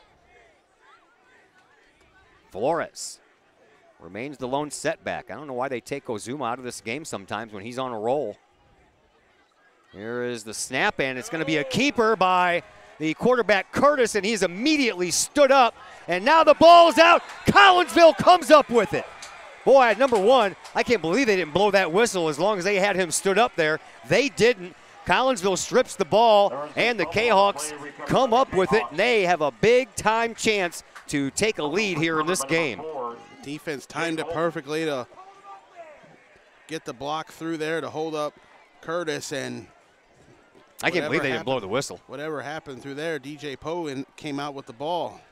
I can't believe they didn't blow that whistle. He was stood up there for what seems like 10, 15 seconds. We were just expecting the whistle at any moment. Now the Kahawks get the ball back here and have 44 yards to go to try to take the lead. Yeah, in O'Fallon territory, they'll hand the ball off and do so to Jaden Neighbors, and Neighbors almost managed to bust his way out of that for a big gain, but he was stopped right around the 39-yard line, so a gain of 4 on the play. It'll bring up a 2nd down and 6. 7:05 left to play here in this fourth quarter, so there's still a lot of time left, and now we have a whistle. I believe O'Fallon wanted to call a timeout, although I'm not sure. Didn't see a flag. They're going to send T.J. Williams off for equipment issue. Equipment issue. Chin strap wouldn't stay snapped. So they'll bring Granger back in. David Granger will come back in and take the spot on the near side sideline as a wide receiver. Malcolm Burns is over on the far side, and in the slot next to him is Jake Holton. Split backs on either side of Chris Chai. Neighbors and Williams. Handoff goes to Neighbors. He busts off the line of scrimmage, takes it around the right side, picks up a 1st down. 28. He's usually been pretty content to keep it between the tackles and get the 3-4 yards. This time, Neighbors busts it to the outside and finds the 1st down. That will move the chains, and Collinsville has a 1st down and 10 from the O'Fallon 33-yard line. 6:43 left to play here in this fourth quarter. Collinsville trailing by 1. Here's the snap. Handoff this time is going to go to Williams, and he gets taken down right around the line of scrimmage. Actually, that's Sloan. Sloan getting the carry that time. Bonner bringing him down before Sloan could turn that corner, and if he did, he could have been gone. Loss of 2 on the play, so 2nd down and 12 here for Collinsville. Like to see some positive yardage and at least get into field goal range. Here's a snap. Handoff goes to Neighbors. He goes parallel to the line of scrimmage before he cuts it left And he will get positive yardage out of it, but he's only going to get back to the original line of scrimmage, and it's going to be a 3rd down and 10 here for Collinsville from the O'Fallon 33-yard line. So from here, you're probably looking at a 50-yarder, which isn't something I'd be comfortable doing in high school, so you need a 1st down here. Here's a throw, but we're going to have a whistle before the throw could even happen. And not sure, don't see any flags. Mystery whistle here. They're going to call a penalty. They're going to call a false start against Collinsville. There is a false start penalty against the Kahawks. So instead of 3rd and 10, it's going to be 3rd and 15, and if they don't get this 1st down, or at least get a big chunk of yardage back in that one, they're going to be forced out of field goal range as well. I didn't even see a flag thrown. All I heard was whistles. Yeah, the flag must have been right here in front of the bench. Probably. O'Fallon, where we can't see it because they're all in yellow. From the Panther 37. All right, 3rd down 15. Chai back to pass. Rolls out to his left, and he gets caught from behind. What a huge play there by Ryan Bloom. Chai's done a good job all night of avoiding the sack, staying out there, keep running up the field, and then now a big sack here pushes them way back. 4th and forever from the O'Fallon 46-yard line. I would think you have to punt here. It's a long way to go. If you don't make it, O'Fallon gets the ball back at midfield. From the Panther 46. Panther fans make some noise. Chai back to pass, getting pressured. Throws it on the run, finds Sloan. Sloan is going to put on a spin move, gets out of a tackle. He's going to have a 1st down all the way to the end zone. Touchdown, Collinsville. Oh, boy. A busted play turns into a 46-yard touchdown run. No way. Sloan did everything he could to stay alive there. It looked like he was going to get tripped up well short, busted it to the outside and went down the sideline. And the Kahoks have the lead back with 4:47 to go. Now, do you go for the 2 points to make it a touchdown lead? Yeah, you're going to have to. Yep, looks like that's what they're going to do. You know, put Miller here in the backfield. 2-point conversion. Try to pound this one through. Right now, 33-28. 2-point conversion try. At least the snap was good. The handoff goes to Miller. Tries the left side. He's in. All right, we'll take it. Conversion is good. Got it back from the other conversion, and now we just need one more defensive stop probably to beat O'Fallon for the 1st time ever. 35-28. Kahawks have a touchdown lead. 4:47 to go. Man, what a 46-yard run by Cameron Sloan when he was dead to rights, probably back up to the original line of scrimmage is where he was going to go down. And that was 4th down, so there wouldn't have been any field goal try or anything like that. Man, oh man, I don't know how Sloan did it, but that was a beautiful, beautiful move there. At about the 30-yard line, he put on that spin move and broke free and went down that far sideline all the way to the end zone. His elusiveness pays off, knows that he can't get brought down anywhere other than past the 1st down marker, and then once he got past that, there was no stopping him, getting him to the end zone. And Kahoks answer a turnover of O'Fallon. O'Fallon answered a Kahok turnover earlier in the 1st half, and now Kahoks take advantage of O'Fallon's 1st turnover. And make no mistakes, folks, this is a important game. It's a big difference between 2-2 and 1-3 when you've got week number 5 coming up, and by most indications, you'll need 5 wins to make the playoffs. For the Panthers, number 4, Jordan McKinney. Yeah, Southwestern Conference, a 5-win team is going to get in the playoffs about 95% of the time. So the Kahawks, 89, Trey this is the one you need. Jordan McKinney and Chris Smith stand deep for O'Fallon. Trey Simpson's kick not going to go into the end zone this time. It's taken over on the far side by McKinney. Brings it up across the 10 and gets taken down at about the 25-yard line. Number 4, Jordan McKinney on the return for the Panthers. Well, let's not forget that turnover where tackled on the play by number 20. Kahoks somehow came up with the ball. Yeah. It set all that up. Yep, sure did. And what a lot of O'Fallon fans think the whistle should have blown while hamburgers, cheeseburgers, and bratwurst Curtis was stood up there at the line of scrimmage. $1. But here are the O'Fallon Panthers trying to drive down the field to tie the score. Right now they have the ball, 1st and 10 from their own 25-yard line. 4:38 left to play here in this fourth quarter. Collinsville up 35-28.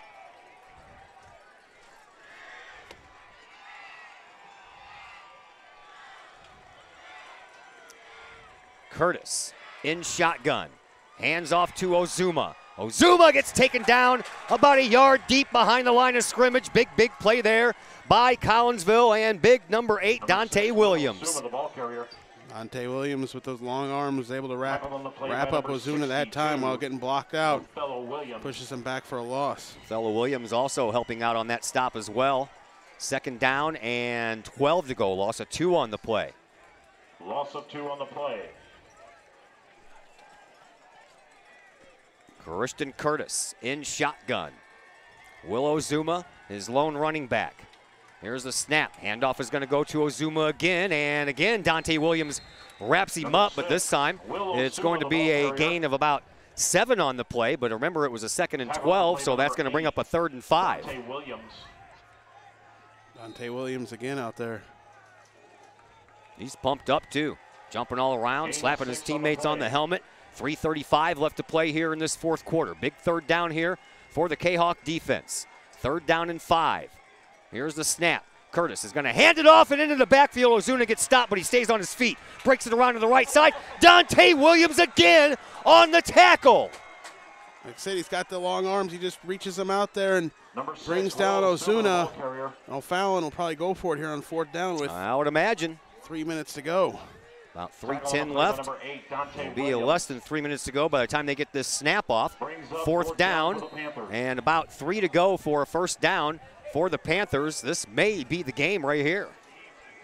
Very well could be if the Chaos can stop them. I'd still look for him to hand it off to Ozuma.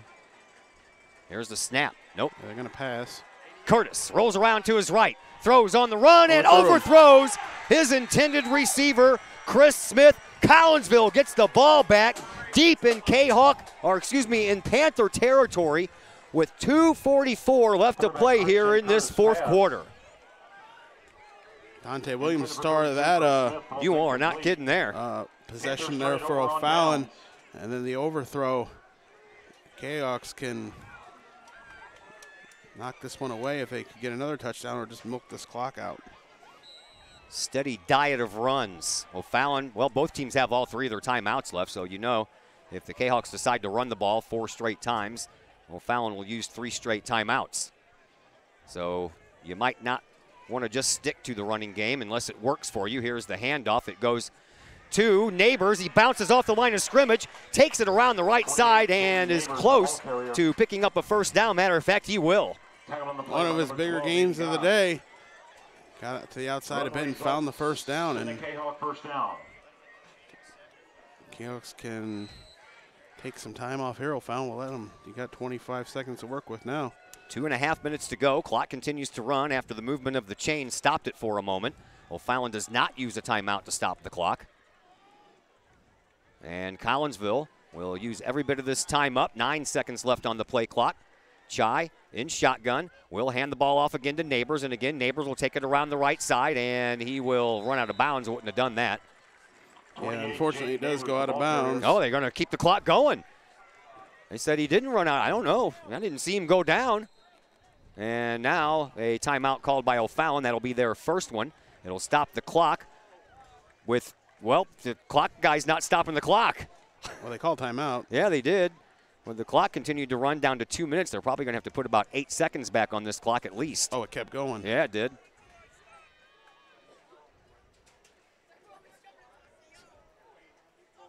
Now they started it up again, and now it's down to 1:56. He came over and said, keep going. Yeah, don't stop the clock until I stop it, the referee said. But the O'Fallon Panthers called a timeout. The sideline judge said O'Fallon called a timeout. And Brandon Jokeris is talking to both those referees right now, trying to figure out exactly what time to put back on this clock. In the meantime, Collinsville has a 35-28 lead They are resting up a little bit over on the far side after this timeout was called. Now all the referees are going to get together to find out how much time was left on the clock. Well, it seemed like Neighbors just ran out of bounds, so that Yeah. added to the confusion. But the referee said keep the clock going, so I don't know why, because he never did hit the ground. So now the referees will have to figure out. I believe there's about 2:05 left on the clock, if not more. But you're talking about, 10 seconds here. Fallon was all the time they can take if they can get the ball back. I don't know if they're going to put any time back on this clock or not. I'm good with that. Bound to be something here. They're still working this out.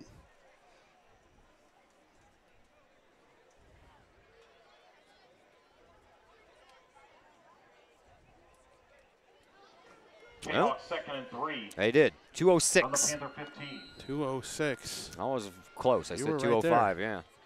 All right. Second down and about 3 to go for a first down. Handoff is going to go straight up the middle and to the 15-yard line. That play goes, so short of a first down. It'll bring up third and about 2 on the run by Kyler Williams. Clock continues to run, but now O'Fallon will use another.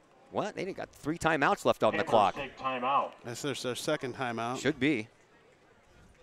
Maybe just in the clock confusion, they didn't get the one off the board. Now it's 2 minutes.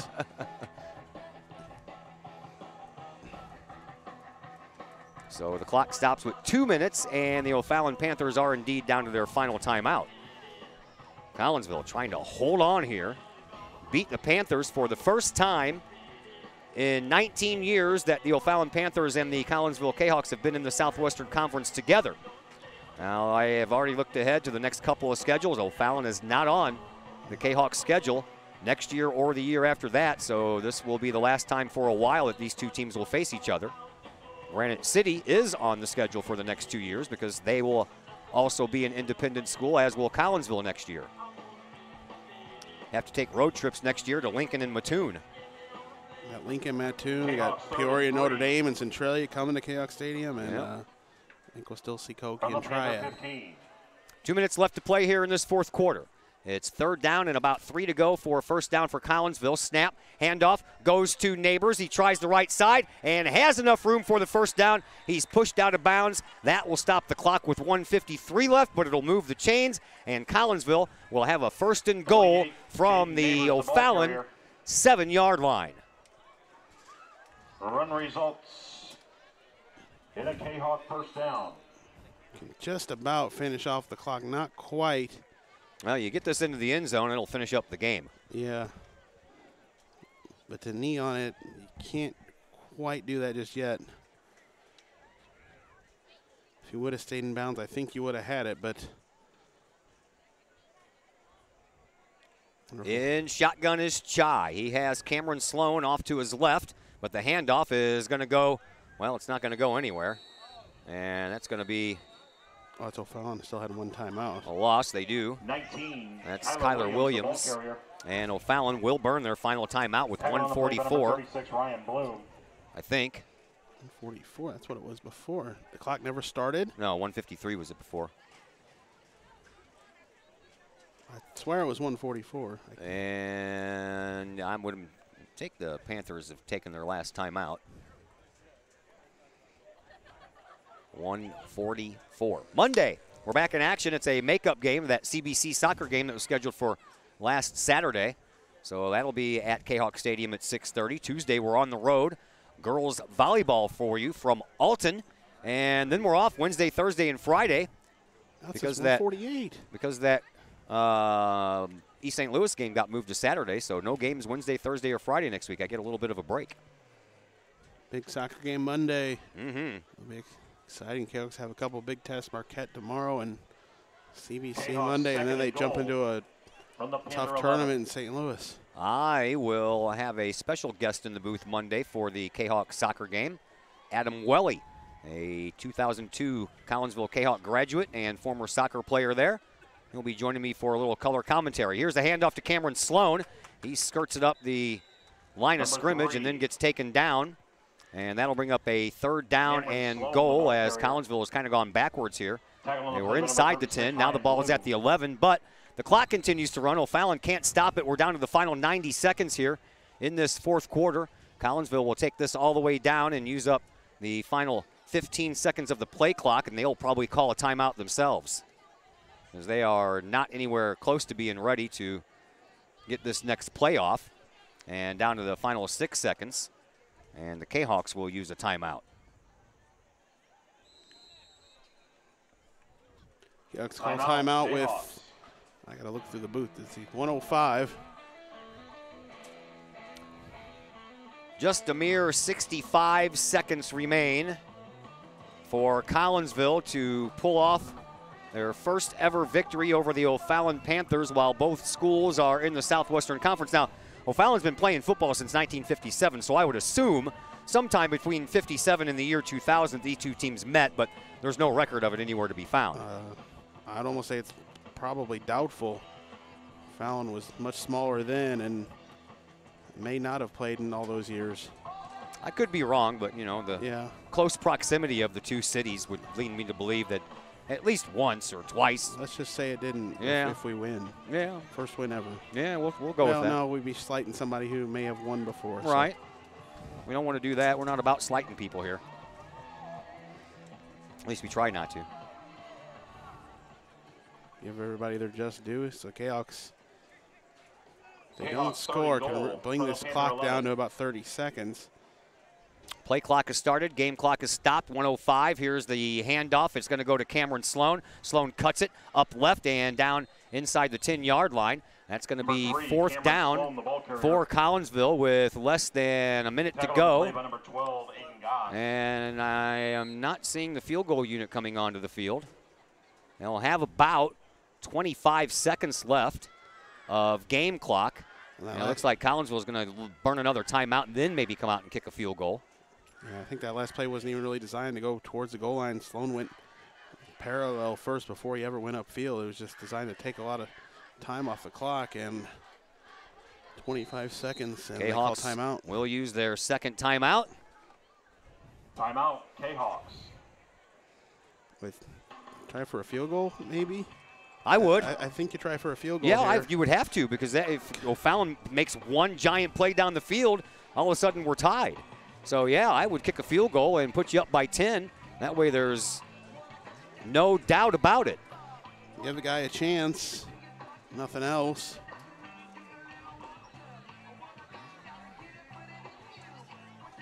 Have to see what they do after they break huddle here.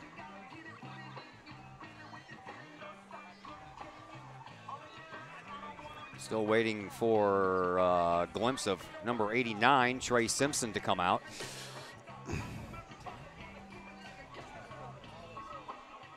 I see Doyle. He's usually the snapper. He's out there, so maybe kicking this. And, of course, yep, I see Kyle Moore, who is the holder. He's in that huddle as well, so Collinsville going for a field goal here. This will put them up by 10 and ice the game. Yep, there's Trey Simpson, left-footed kicker. We'll try a 24-yard field goal to put this game away. He's made all of his extra points tonight. This is just about like an extra point. Not much longer. No. Here's a snap. Moore puts the ball down. Kick goes up, and it is through. Collinsville will win this game here tonight. 38-28 is our score. They also get called for roughing the kicker. Roughing the kicker, so that will cost the Panthers some yardage on the kickoff. And Trey Simpson should have no problem putting this one into the end zone after he's given an extra 5 yards to kick it. 22.9 seconds left to play here in this fourth quarter, and the O'Fallon fans are getting up and leaving in droves.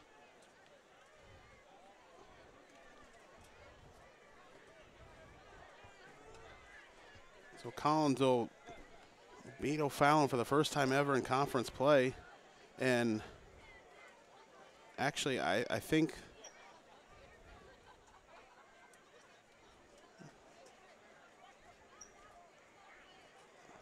Now they'll kick off.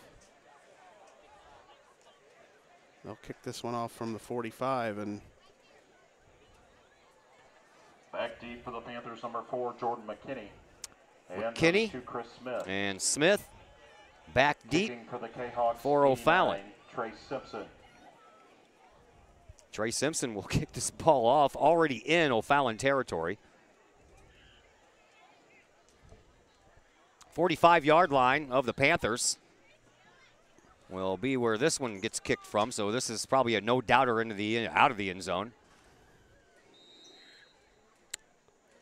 kick it short. Let him run around with it. Run the time off.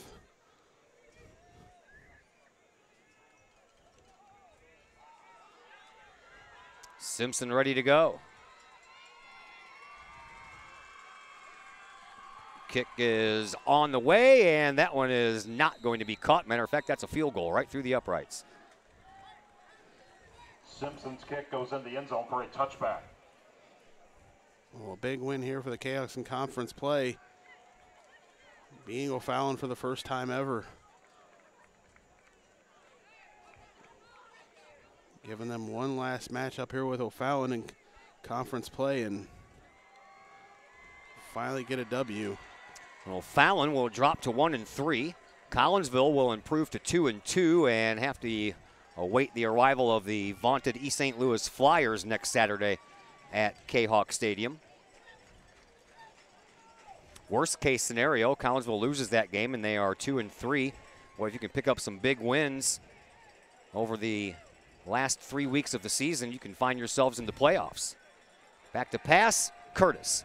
Looks downfield, throws it down the middle, right off of Smith's back arm, stops the clock with 18.7 seconds to play here in this fourth quarter. You got Belleville East, and Edwardsville could be a different team if they don't have Abdur Rahman out there. Yeah, Tigers are 1-3. 1-3, and we should pull an upset or two. Yeah. Maybe the playoff. We could go to Chicago for a playoff game or anywhere, wherever it happens. Wherever.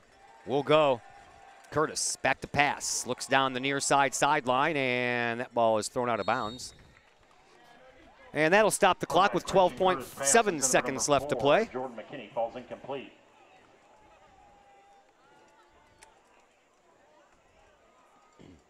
Much more enjoyable to talk to the coaches after a win than it is after a loss. And much more enjoyable to talk to the head coach next week after a win than after a loss. Although Coach Popovich is pretty even-keeled either way. Here's Curtis back to pass once again, and he throws it down the middle, and he has Albritton. Albritton will get stacked up right at the 35-yard line, and the chains will get moved. That'll stop the clock with 5.3 seconds left. They will get set back down. Clock will stop, and the O'Fallon Panthers will have one more play. They get it off here before the clock stops. They do. Back to pass. Curtis. Clock hits 0. Pass is incomplete. Game over. Collinsville Kahawks win 38-28 and beat the O'Fallon Panthers for the first time in the two schools' history of togetherness in the Southwestern Conference. That will bring us into the Chiropractic Works post-game show. Chiropractic Works in Collinsville, owned and operated by Dr. Chris McCluskey. He and his crew are focused on helping as many people as possible live high-quality lives, all through chiropractic care and wellness. Visit Dr. McCluskey at Chiropractic Works in Collinsville, 410 Regency Center, just off of the Beltline Road in Collinsville. Call 343-3602 or online, chiropracticworkscollinsville.com. Post-game show comes your way next on the Kahawk Sports Network.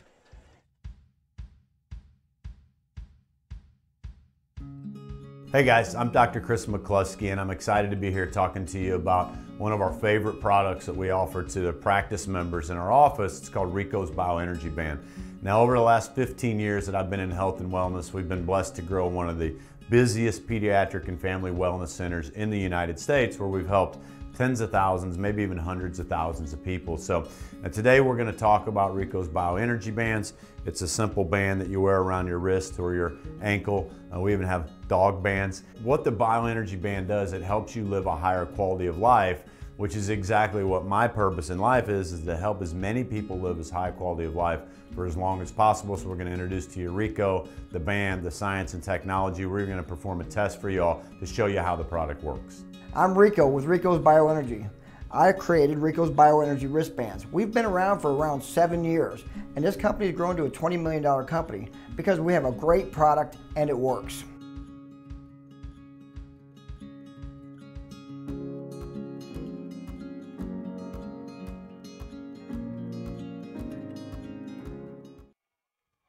Back here at Kahok Stadium, a very jubilant Collinsville Kahok team celebrating over there on the far side sideline. All of the coaches and all of the players. So we're going to hope that assistant coach Zach Bilyeu will remember to come back up here and join us for the post-game interview. We'll see. Might not. They're a little excited right now. Camera phones are out, taking all kinds of pictures, but congratulations to the Collinsville Kahawks, first ever win over the O'Fallon Panthers, and it started off like gangbusters, an 80-yard touchdown pass from Chris Chai to Malcolm Burns 29 seconds into this game. And Collinsville had a 7-0 lead, but the O'Fallon Panthers never gave up, battled back. We went back and forth for a while, 7-7. Then Collinsville took a 14-7 lead. O'Fallon came back and tied it up.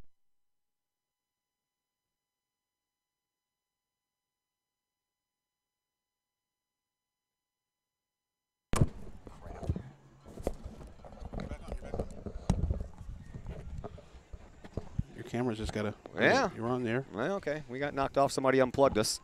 All right, so 14-7. Collinsville had a lead. O'Fallon came back and tied it up 14-14. And then the O'Fallon Panthers came back with a 20-yard touchdown pass from Curtis to McKinney to take a 21-14 lead at halftime. Second half got underway with an 8-yard run by Williams. And then a 5-yard touchdown pass to Smith from Curtis. And before you knew it, it was 28-27 after Collinsville decided to go for 2 points and missed. But then a big 46-yard run by Cameron Sloan. Still don't know how he did it. Gave Collinsville their lead back. They went for the 2-point conversion that time and picked it up and then added on the extra icing on the cake with a 25-yard field goal from Trey Simpson to give us our final score of 38-28. What a game, Chris Kettler.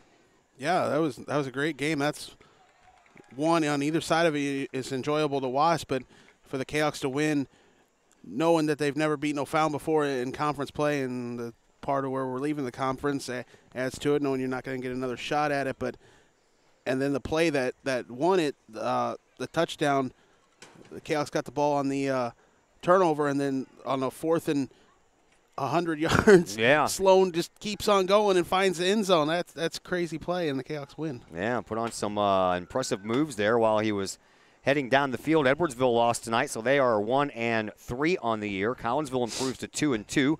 O'Fallon also falls to 1-3. Let's see if we can find some more scores here for you. Belleville West over Alton 45-21 late in the fourth quarter, so it looks like the Maroons are going to improve to 4-0 on the year, and Alton will drop down to 2-2, just like the Collinsville Kahawks. Last time we checked, East St. Louis and Belleville East didn't have a score reported, and still trying to look for that one, and still can't find one. I haven't been able to find any updates on that, but no. We'll see Eastside next week at home. Like I said before, it's now Saturday. Moved off of the Friday night. Saturday at 1, so everybody come out. Looks like we are not going to have a coach come up to the box with us. It's going to be hard to get them up here. Yeah, well, he was right next to us the whole game. I'm surprised he didn't just pop right out and talk to us first. Way excited. Yeah, he's all excited. I understand. Coach Bilyeu's a good guy, and I'm sure that kids love him. Oh, yeah. He's staying at the volleyball game last night. So he walked by some of the kids, and they're like, Bilyeu, he's a great guy. Yeah, and I talked to Coach Popovich at that volleyball game last night, too. I didn't know that he was a big volleyball guy, but apparently he was a volleyball coach at one point in his life, or a volleyball supervisor, he said. I don't know what that means, but hey. Guess they didn't have anybody else to be the coach, and he's like, hey, you just show up and do it. Yep. Well, I was trying to waste some time to see if we can get a coach up here, but it does not appear that that is going to happen. The Bommarito Sports Network will probably get an interview, and we won't. So. Oh yeah, they'll probably girl will come over and make sure Coach Pop will get interviewed on that one. Yeah. Yeah. Bommarito. I'm trying to waste some time just to see if anything will happen, and Coach Bilyeu will make it up here. But they're all still down there in the huddle, and Coach Popovich, he likes to talk. Did you notice that? Yeah, you had like a 11-minute pregame interview, and I think I asked him 5 questions. Yeah, he can really expand on just a little bit you ask him, and he can touch on a lot of subjects. You don't have to dig and pry at him as opposed to unlike his predecessors in the past. Yeah, I've got 5-word answers instead of 5 different answers on 5 different questions that lasted 11 minutes. They break it up here. Maybe hold on and wait if they come out of that. Yeah, a big thank you to our sponsors, by the way. We couldn't do all this stuff without our sponsors, and that was a fun game to do for you. I hope you all enjoyed it, and we'll get the replay going on here as soon as we get this game to end. As soon as I close it down and stop streaming, we'll start processing the video so you can watch it over and over again if you would like. And I'm going to say that Coach Bilyeu is just going to forget about us because he's all excited and he's still getting high fives and slaps around from his players. So we're going to go ahead and call tonight, folks. Thanks a lot, Chris Kettler. We will talk to you Monday at the soccer game, although you won't be on the air with us, and we'll go from there. All right. Sounds good. That's Chris Kettler. I am Todd Duke. Glad that you're with us on the Kahok Sports Network. Collinsville, a big win tonight, 38-28, as the Kahawks improve to 2-2. And until Monday from Kahok Stadium, CBC in town taking on your Kahok boys soccer team. My name is Todd Duke. Everybody have a fantastic weekend.